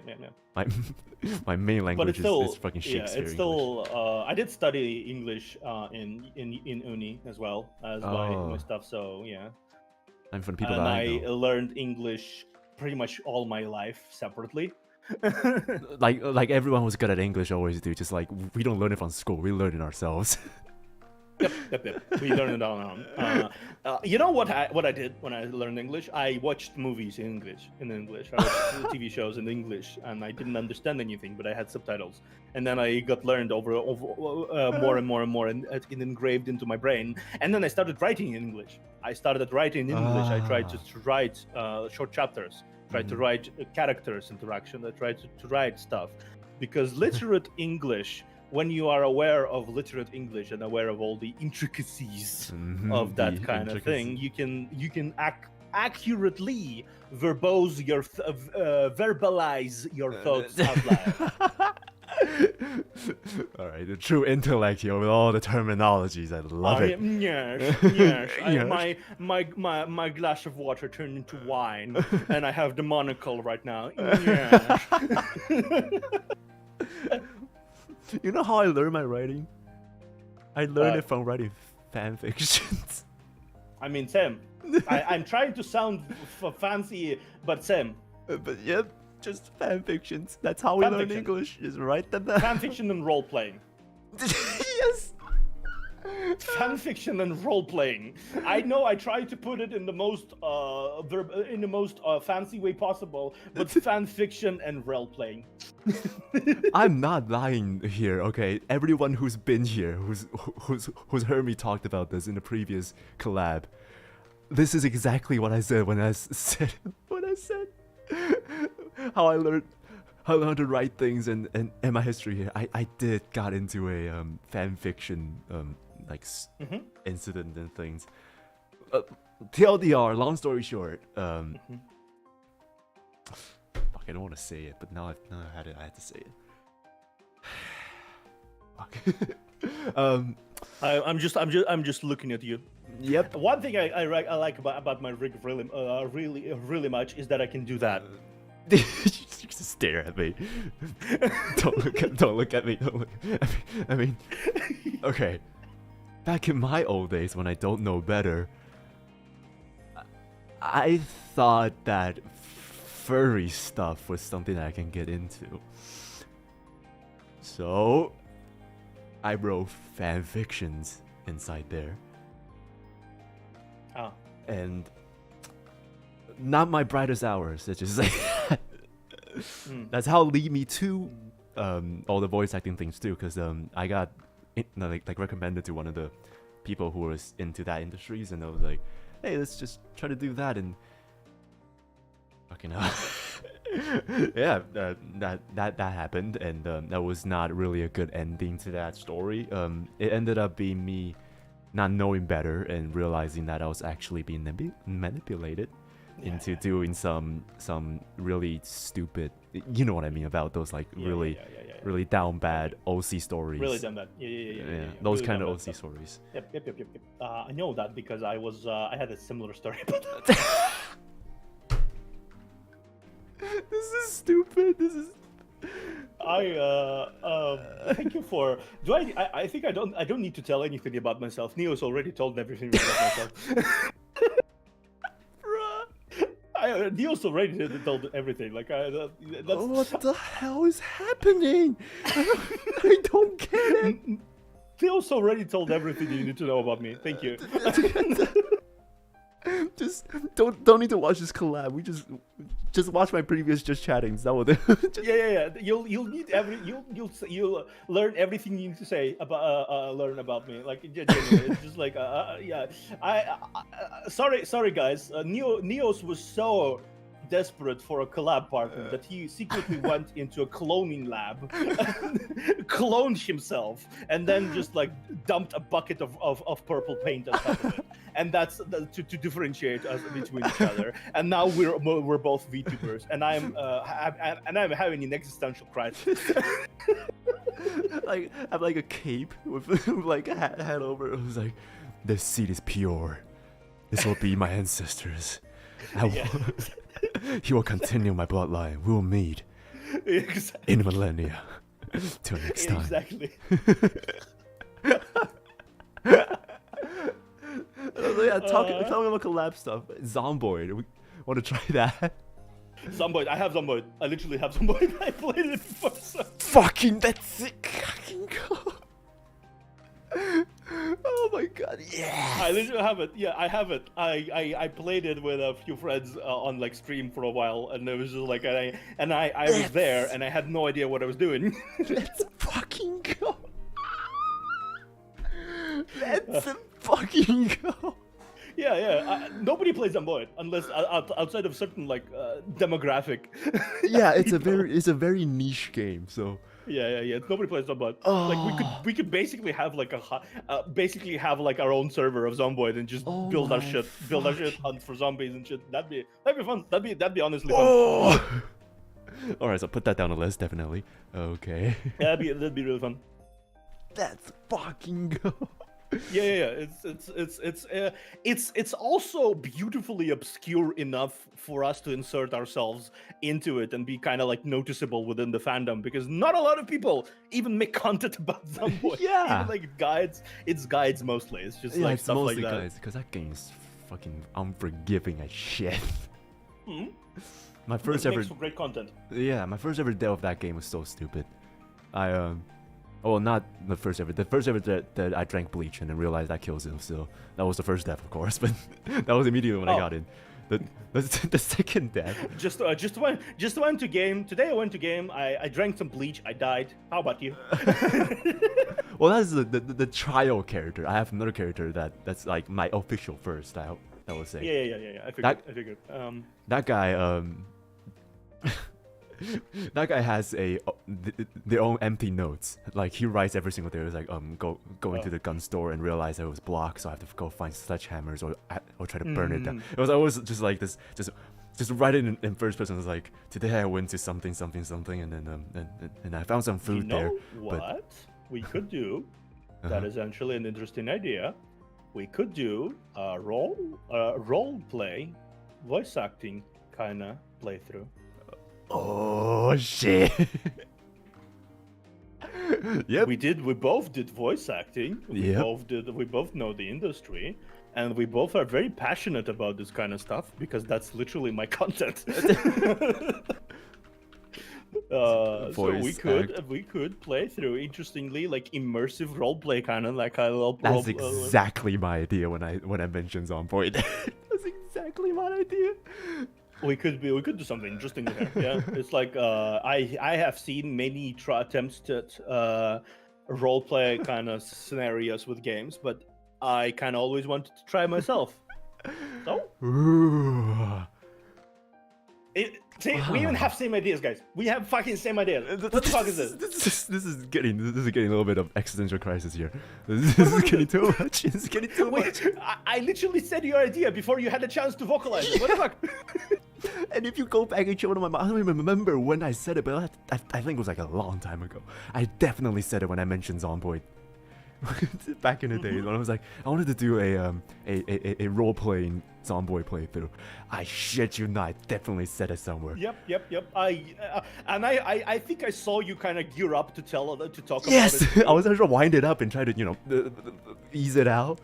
But yeah, and then I saw your eyes widening when I said it out loud. It's like, oh, did I say something you already wanted to say?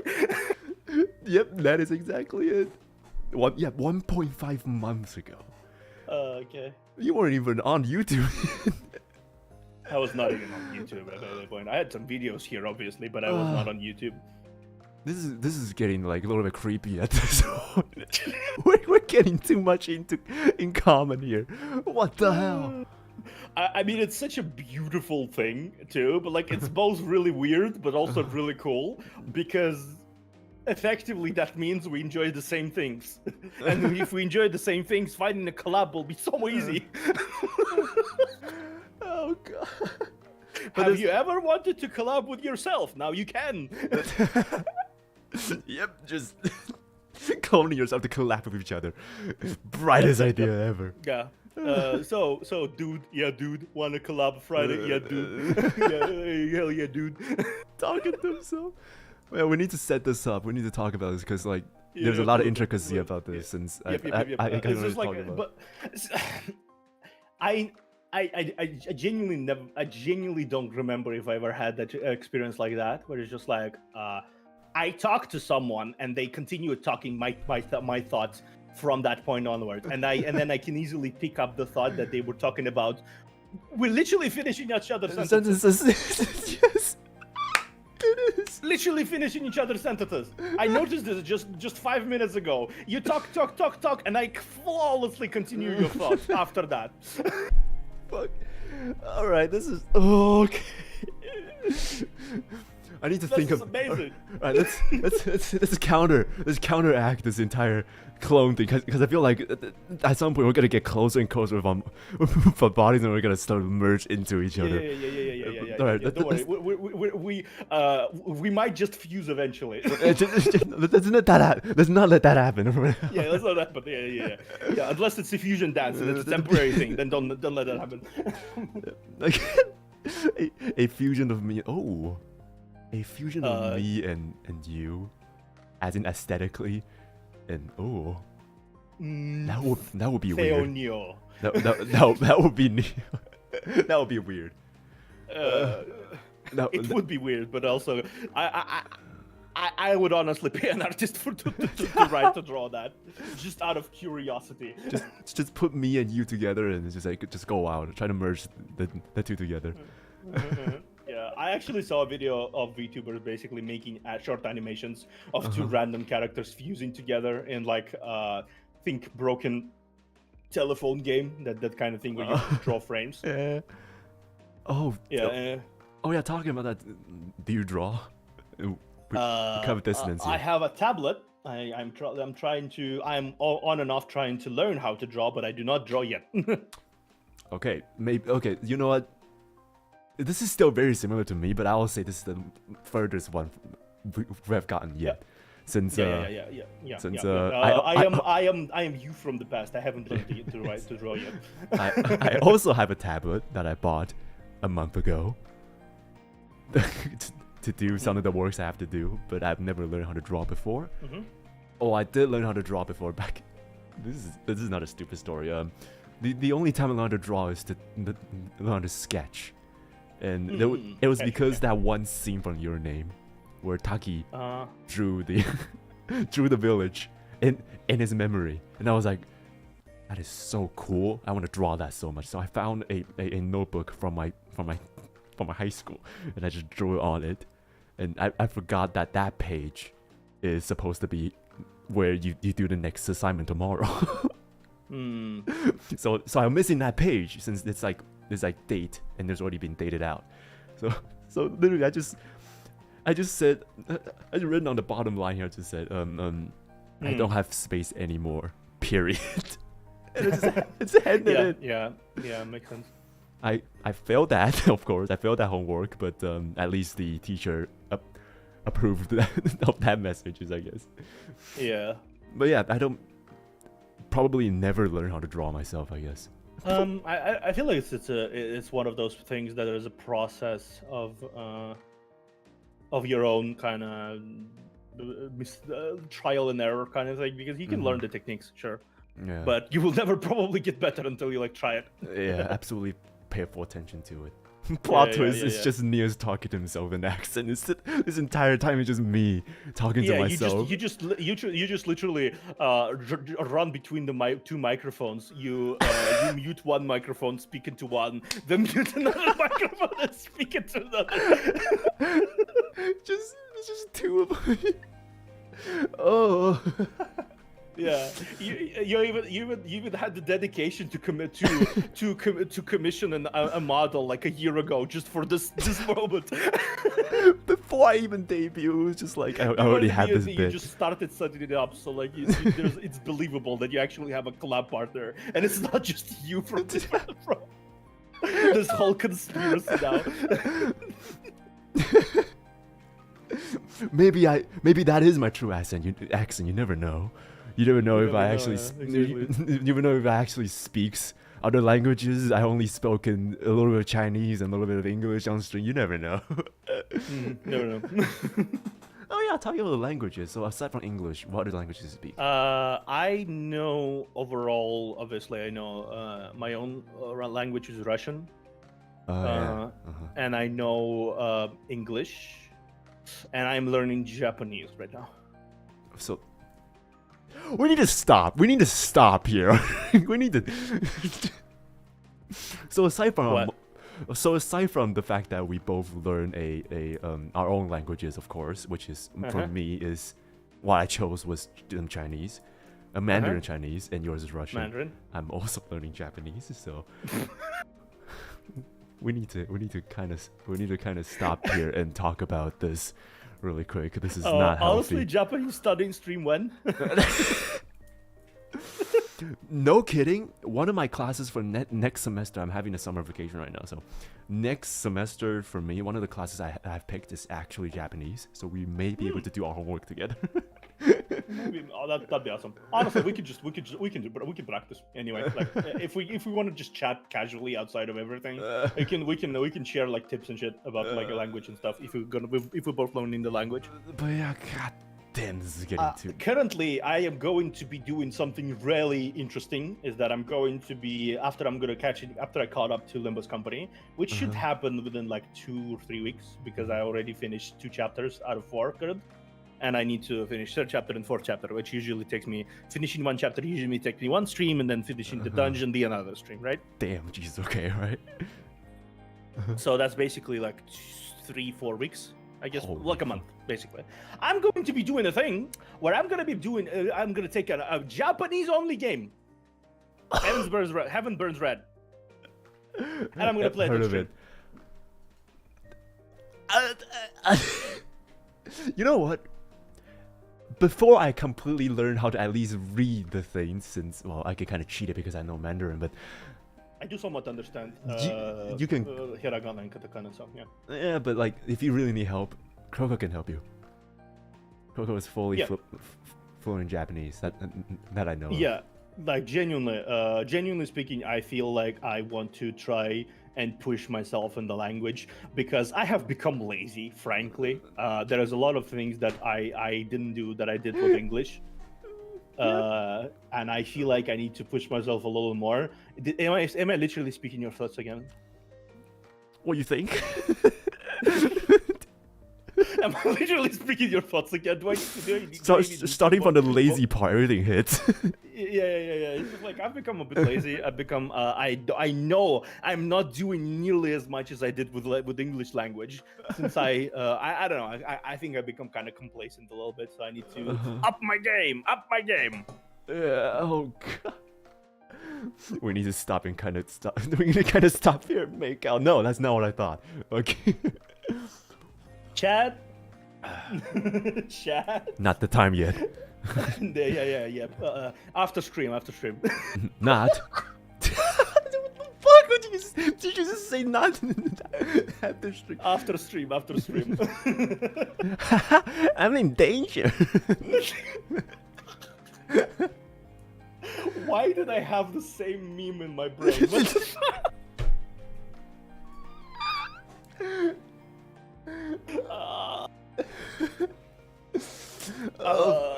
All right, this is getting too creepy. This is getting too much. I don't fucking know anymore. I don't know anymore. Do we even need to have a conversation? Maybe we can just. Yeah. We might as well telepathically communicate with each other. Oh god. I have a very torn feelings about this right now in the moment. I love this on one hand, but on the other hand, is like it's getting creepy, isn't it? What? It's getting too much at this point. It's getting a little bit too much now. God damn it. Oh fucking hell! Okay, right.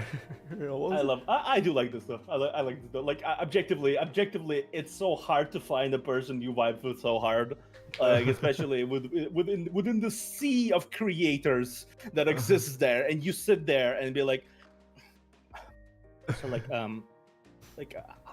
how do I approach this one? Where's the door there? What do I approach? I want to approach. Hello, I like approaching. And it's just like, don't know how to approach those people because that you will vibe with, because they're either big or somehow very isolated in terms of their struggle, their content creation, and you had no idea, absolutely no fucking clue how to approach them. Yeah. It's like even after a year, networking is just as hard for me. Networking is like like me trying to bludgeon my insecurities into submission for 5 minutes to write a message to someone, and then if they ignore the message, I go, okay, they hate me. I'll go now. Just next to yourself in the past, just bludgeon them. It's just like, yeah. I mean, props to you to even have the energy to even reach out, because I didn't even try, to be honest. Yeah, I try occasionally to reach out, right? Because obviously, I sort of forced myself to do so after a while, because I realized we're all fucking introverts. Yeah, we're all introverts. That's the point here. That's why we're so talkative, because we don't have anything we're all introverts, and it's best. It feels really nice when you're being reached out to. Yeah. That's the weird part of just seeing new content creators in chat that I don't know. It's just like, hey, welcome. Can we just continue talking? Yeah. And you probably didn't even expect that I would say, yeah, cool, let's do that, right? Yeah. They basically threw it out just in case, right? Yeah, when we first talked on stream, and you was like, you want to chat about this later? You probably expected just like, no, we kind of did to talk about it before. We did chat about this. It's like, let's waterboard each other with getting to know each other for a few months.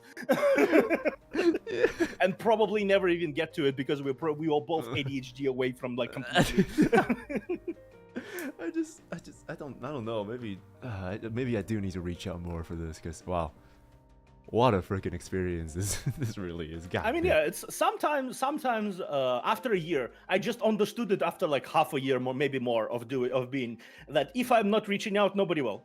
Yeah, but You did, and we're Yeah, here. speaking of speaking of reaching out, it seems like VTube Studios servers today are acting up a little bit. Did you disappear again? Yeah, I did. Where did you go? What the? Since when did that happen? 5 seconds. All right, then here comes casual again. There we go. Yeah, you already have my PNG, Yeah. so that's cool. Yep. I'm gonna check periodically just in case. Whew. I feel like it's the server problem today. I Haven't have a problem on Steam for a while now. Yes, because it never happened before, so it's probably some server issues today. Too scuff. You always have to have some scuff in stream. That's just that's I what's mean, supposed yeah, to why happen. not? Honestly, scuff is the mother of invention or develop of like improvements in terms of YouTubing, because you always sort of have to you improve one thing and then you get scuffed in the other thing. You improve one thing and then Yeah. scuffed the other. Improve one thing more and then scuffed the other. And it's a dance. It's an experience. It's a passion. Oh, yeah. But yeah, another thing that's really different between me and you is that I don't think I'll ever be able to be as diligent as you, because 3 streams, like 3 for me on a normal day, a normal week. I'm having a vacation right now, so like I'm having a break, yeah. summer break, so I can stream like 4 times a week. That's my max. Like they're like spaced out, like so it's like Tuesday, Thursday, Saturday, or maybe Sunday or something like that. I can Fair, only space honestly. it out like that. I just dedicate myself to something. I'm a bit of a workaholic, and that's a known fact to people who know me long enough. I feel like that's why I sort of vibed with Cinnia too, because I feel the same energy of I have too much energy. Yeah, I feel like you two should have a chat too, because I had the same like overarching feeling, especially when there is a way people sing. Certain people that is just like I have infinite lungs. Oh yeah, talking about that too. Fucking breathing techniques. I never have enough breath for my singings, and there's Sin just like fucking going at it to like 2 sentences in a row, or having a trouble at all. It's crazy. Like, Yeah. I don't want to chalk it to just talent, but really, No, it's definitely training. It's just training. It's same thing as voice acting. yeah. When you train yourself, you suddenly realize that you have a bigger range than you ever thought you had. Yeah. Maybe I'll just have to train more, but yeah, the one thing I'm really struggling right now is just my lung capacity. It's just not enough. Like there's that one, what was it, that trend was like sing that one verse in one breath. I cannot go past like like half of the sentence. Wait, let me find it really quick. Yeah, verse it's like it's so hard to do, I think, in a lot of ways, that is just like you sort of have to Just I don't know. Yeah, you sort of have to be. Also, yeah, it's definitely server problems, because VTube Studio is desynchronizing in my end. Oh wow, we just have to deal with the casual pink shirt and jacket here. At least for now. It might fancy like combos. it might like restore itself in a moment. All right. What was it? Oh yeah. I don't even know if I can finish this. I want to try to do this right now, and you'll see what I mean by lung capacity. I don't have enough. So. I've got a record player that was made in 2014. Dyed my hair blue. It came out as CC soda green. I have to change my breath there, but Yeah. that was just the Like, first 2 seconds. I think the longest I can hold is let me just do an like just Uh-huh. Cut off. I knew it. Tell me when you're stopped, because okay. because it just cut off there. But yeah, It's that's like that kind of thing. freaking problem. Like I can go consistently. I can go consistently maybe 5 to 6 seconds. But if I'm like putting myself into it, I need to like take a break and like take a breath. Like short. Yeah, like that's you sort of have to do it. It's just a part of the unless there's some people in the VTubing industry that can hold the notes for 20 plus seconds, and I am terrified of you. Then you should be terrified of Sin, because she can definitely do that. Oh fuck. Yeah, I'm terrified of these people. I am terrified of these people. I think they're they have transcended beyond the mortal realm. Just beyond our mortal realm, because fuck me, Jesus. Those are exactly. scary. I remember it's so weird. Yeah. Like watching one of those there's this Japanese singers I know, like Yuri, who sang Dry Flower, right? He had this like challenge between he and his friends, and it's just him trying to do like trying to test his lung capacity, and he sang through the first verse of Dry Flower without changing his breath at all. Like, no, you're not supposed to be able to do that. Yeah, you're not supposed to be able to do that. That's bullshit. As a normal person, you're not supposed to be able to do that. Give me your lungs. And I used to run. I used to not used to. I still do now. I still work out, and I still go on runs even with this freaking horrible weather right now. I still go on runs. I still train my not my brain capacity, my lung capacity all the time. But no matter how hard I try, my freaking my lung capacity just couldn't hold it. Yeah, you know what? Maybe breathing techniques helps a lot, but I just can't do it right I feel like it's part of it is definitely also back. Part of it is definitely the training of even of breathing techniques, not exactly the lung capacity, but as just the ability to breathe in between the takes that is very unnoticeable. Basically, like you don't usually notice a lot of people breathe, or they incorporate the breathing into the song itself. You often hear like really people sing, and there's like a short. And then and they somehow manage to gather enough air to continue with the insanity.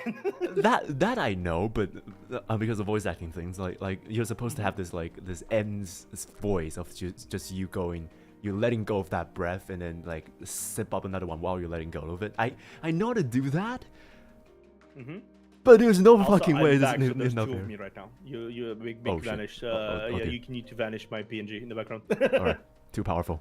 Must powerful. Let go of one. Yeah. There we go. You can scoop left a little bit. Yeah. Going a little bit. There we go. All right. Oh yeah, we just went back to scene again. Oh yeah. Yeah, honestly, I feel like it might be something to do with VTube Studio stuff that basically occasionally disconnects.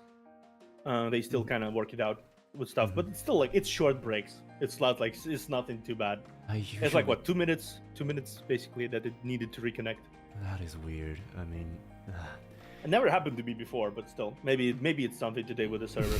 It happens. Let's be thankful that it's much better than VTube Studio than Ninja. Yep. That 2 polygons per minute thing. 2 polygons per minute, exactly. I am translating from the outer reaches of the space. Sorry, I am now 8-bit. Next slide. Yeah. Bro, that freaking I'm in for the right time for this collab thing to work, because I've done the virtual camera twice, and that twice was horrible experience. No. Yeah, that's horrible. Yeah, I am very thankful for the developers of VTube Studio that constantly innovate. Like everyone uses VTube Studio. You'd think they just kind of stop and like kind of like celebrate on their laurels, like and do not do anything. They got their buck. They're constantly getting their money, right? Yeah. It's just like you would think that from thousands of VTubers, you'd think they just sit back, kick back and relax, right? No. They continue improving. They continue adding shit. Look at that, Valve. Do something, you prick. I love your game. Stop doing that shit to me. God damn it, I hate Valve, but I love it so much. Exactly. I love the classic games of Valve. I basically was there for all of them, and I played all of them, and I enjoyed every single one of them immensely. Wait, hold on a second. Right? Don't tell me that you actually. Do you like Left 4 Dead 2? Yes. All right, we just need 2 more people now. We just need 2. Yep. Cinnia is the third one. I'm dragging her in. You will not escape. There's no way. Cinnia refused to play anything that requires her to actually not be scared for once. We've talked about this before. I mean, if we both T-pose on her aggressively, she will not have any choice. Yes, the dual Nious T-pose. Yeah. Nothing can. We'll T-pose on her aggressively to assert our dominance. But seriously, I tried. The only way I could possibly get Sin to even get close to me while I'm playing horror game is a promise that I made with her about October, which in that month we're gonna be playing a lot of horror games together. Okay. That's the plan, but we just need 2 more people. Sin is not. It's not an option. Yeah, okay. I'm just joking. If she doesn't like it, then she doesn't like it. That's fine. I remember Sin freaking flinching. I remember that vividly. I don't remember which game was that she was playing. I think it was a Pocket Mirror. There was just a little jump scare in the game, and she completely turned her head away from the from the screen. I was like, that didn't even let me flinch. And I scream like a freaking pussy when I'm playing horror games. Are you kidding me? So yeah, I respect Sin for not being able to take these kind of stuff. Yeah. Honestly. On the other hand, I do enjoy this kind of people because they're cute when they're flustered. Right? Yeah. It's just like what? It's just I just imagine one day. Sin, don't watch that. Don't watch this. Don't watch this, okay? I'm just imagine one day we conspire and pick a game that has a hidden jump scare in it, and we play all 3 of them together with her, and just when that comes, we'll just kind of turn to her and watch her. Imagine if we convince Sin into playing Zombie with us after this, but it will be worth it. Just imagine we convince Sin that Zombie is actually a farming game and just let her farm for the first few days, and we go on scavenge runs until we like lead a full horde back into the house. Yeah. Hey, honey, I brought zombies. Hey, you want to see the church people? And just like a full fucking town of zombies and nutbags. Alright, Elia's leaving here, but I think, as I said before we started, I know we can go on hours, so we have to put on a cap here, so 4 hours is the maximum time we can do. We're almost done. It's like it's gonna be 4 hours. It's gonna be 4 hours at 8 my time. Oh wow, okay, that is... Jesus Christ, when did you start here? We started at 4. Well, for you? Here right now it's 7:30. 7:30 p.m. Yes, p.m. obviously. Oh, right, okay. So it's not as bad as normally when... No. We have 4 hours difference. I checked. 4 hours difference? 4 or 5, something like that. Huh. All right, okay. I have GMT plus 3, so... I have UTC plus 8, which is... Yeah. Yeah, 5 hours. I mean, I can't really disclose where exactly my time zone is. No, it's fine, it's fine. Just 5 hours difference. It's not that different. It's not that big. Good for you then. I mean, yeah. Fucking hell. I don't want to drag people into like fucking 2 a.m. or something. Oh no, it's fine. Yeah. I have a sleeping schedule of a student in the middle of a final exam. Also, like like 11 in the noon and then like 4 in the afternoon or something like that. Yeah, I have a sleeping schedule of a student who's like long overdue with the paper. Like that's my sleeping schedule. So me, right? Makes perfect sense. Yeah, it's like oh boy, I watched the movie for 3 hours and I forgot I need to write it up. I will now spend time until 3 a.m. in the morning to finish this. That's normally me, but not watching movies. It'll be me playing Left 4 Dead 2 for like 3 hours straight. I can memorize the entire like trailer of Left 4 Dead 2. I said this Left 4 Dead 2 so is many good. times. I mean, it's one of the it's so like it's why I was like watching that game that came out, Back 4 Blood, right? And I thought it was like it should be good, it could be good, but then I played it. I am so disappointed. I am disappointed, and my day is ruined. My day is yes. Exactly. I was so disappointed when Back 4 Blood came out because like it just went roguelike, and I was just, what? Why? Where's the Why? simplicity? Yeah, this is not fun. Like, this is not fun. It's Yeah. just, it was kind of bland. Also, this didn't have nearly as much personality as Left 4 Dead had with its animations. Yeah, And yeah. with its like way the zombies move and the way that like special zombies operate. They just kind of like They I have am their own. big. Yeah, they have their own I am quirk, big but yeah. but stronger. Yeah, I just don't know. And also about if viewers are allowed for those kind of match, I need to think about that because I don't know the repercussions of things. I may need to discuss about this with everyone here because Okay. I don't know. Since Okay, we'll see. yeah, we'll see about that. I don't know the risk yet about having these kind of like fan can join kind of these matches. Because I see a lot of people doing that, but I never done it myself. Since, well, probably because I mainly play single player games. Yeah. I mean, yeah, that's fair. There's people who play with fans. I feel like we should be able to do that later when there's like a bigger presence of people, because it's like if you play the certain game and you want inviting people to play, and then you sit alone there for like 2 hours. You have to be sure people who enjoy certain types of game will enter and will play with you, right? It's just like Right, it's sort of a inevitability. All right, yeah, you know that makes sense. So I guess maybe it will be a possibility, but I will have to think about this. Okay, We'll see. It's always a variable here. Always a variable, yeah. All right, my voice is getting so hoarse. I ran out of water here. That means that I think it is a good time to call this a day. Yeah. I think it's a good time to call it. Yep.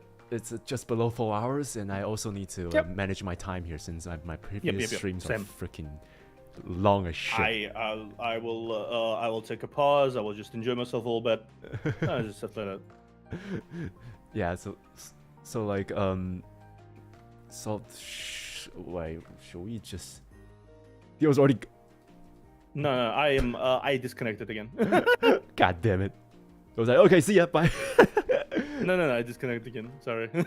No. It happens. I don't know what it is. What happens? Since it doesn't really affect my usual VTube studio capacity, it shouldn't help. It shouldn't do anything for my own stream, but it's still a little concerning. Just a little bit concerning. Just a little bit. I mean, it should be good for now. At least you wanted to have a formal departure. Yeah, let's just finish with PNG. It's fine. Alright, so yeah, this has been a really fast over 3 hours. Like holy shit. Well, 4 hours. This has been the fastest amount of time I spent talking with someone. I just kind of lost time there, honestly. This was weird because I never thought I could find someone with such things in common. Even the most obscure shit I can't even talk to someone with. Yeah, it's definitely something I did not expect to encounter in any shape or form, and it's just I don't know. It's both kind of weird, but also it's so comforting almost. Like it's like I'm not alone kind of a sense of belonging after a long time, isn't it? Yeah. It's very it feels like I found a person who I can like consistently hang out with, right? Let's go. Yeah, and it's such a rarity too in VTubing. Consistent collabs, consistent hanging outs. It's such a rarity to find someone you vibe with so much and find someone who your audience likes that you vibe with. Now the final part is, do our management side sanctions our doings in this particular stream? Yeah, I do hope manager-sama, I love you, manager-sama. Please help me hang out with my friend. I'm gonna be that friend from school who like comes in and says, manager-sama, is Nious home? Can Nious go play with me in the playground, please, manager-sama? And the parents is like rolling their eyes behind the doors, like, okay, fine, I'm calling Nious, your friend's here again. But yeah, there's probably not going to be that bad of an outcome here. No. I know. I'm just joking. You know, I feel like your management lets you be yourself more than a lot. a lot of management I know of other companies that can be a little more restrictive. You know? Yeah, definitely. I feel like so far it's just they just allowed you to go at your own pace, and I respect that. Same with me. But let me be Nious, but not Noirs, that's for sure. But Yeah. yeah, that's besides the point. Right. Yeah. I still need to record some of the songs, the social use. Yeah. So we should keep our voice a little bit. I appreciate every single one of you for staying here for such a long time. Once again, This was fun. Yeah, this was really fun seeing the interactions and our interactions too. This was yeah. a mesmerizing experience to say the least. That's the first time I ever gotten a fan art of a collab. First time. This fast too. Yeah, first time I ever got a fan art of a collab, like genuinely. That really baffled me. I looked at your Twitter to retweet the stream starting thing, right? And I saw the art, and I was like, I had to take a fucking double take. It's just like, oh shit, what? Like window cleans through your glasses, and it's like, is that a Supra? Is that a fan art? Like, yeah, it's a fan art. It's just like you probably looked at Twitter and was like, what? But yeah, I love all the interactions, and thank you for the fan arts, both Alaya and Ariel, for all these fantastic moments. And yeah, it's been great. It's been great. There's definitely going to be more collabs if we were to there's be definitely sanctioned. more to come. More to come. Yeah, more to come for now. But for now, we can finally say goodbye. And thank you so much for staying here once again. And I'll see you guys. Thank you so much, and thank you. See you guys. And I'll see you very soon. Till next time.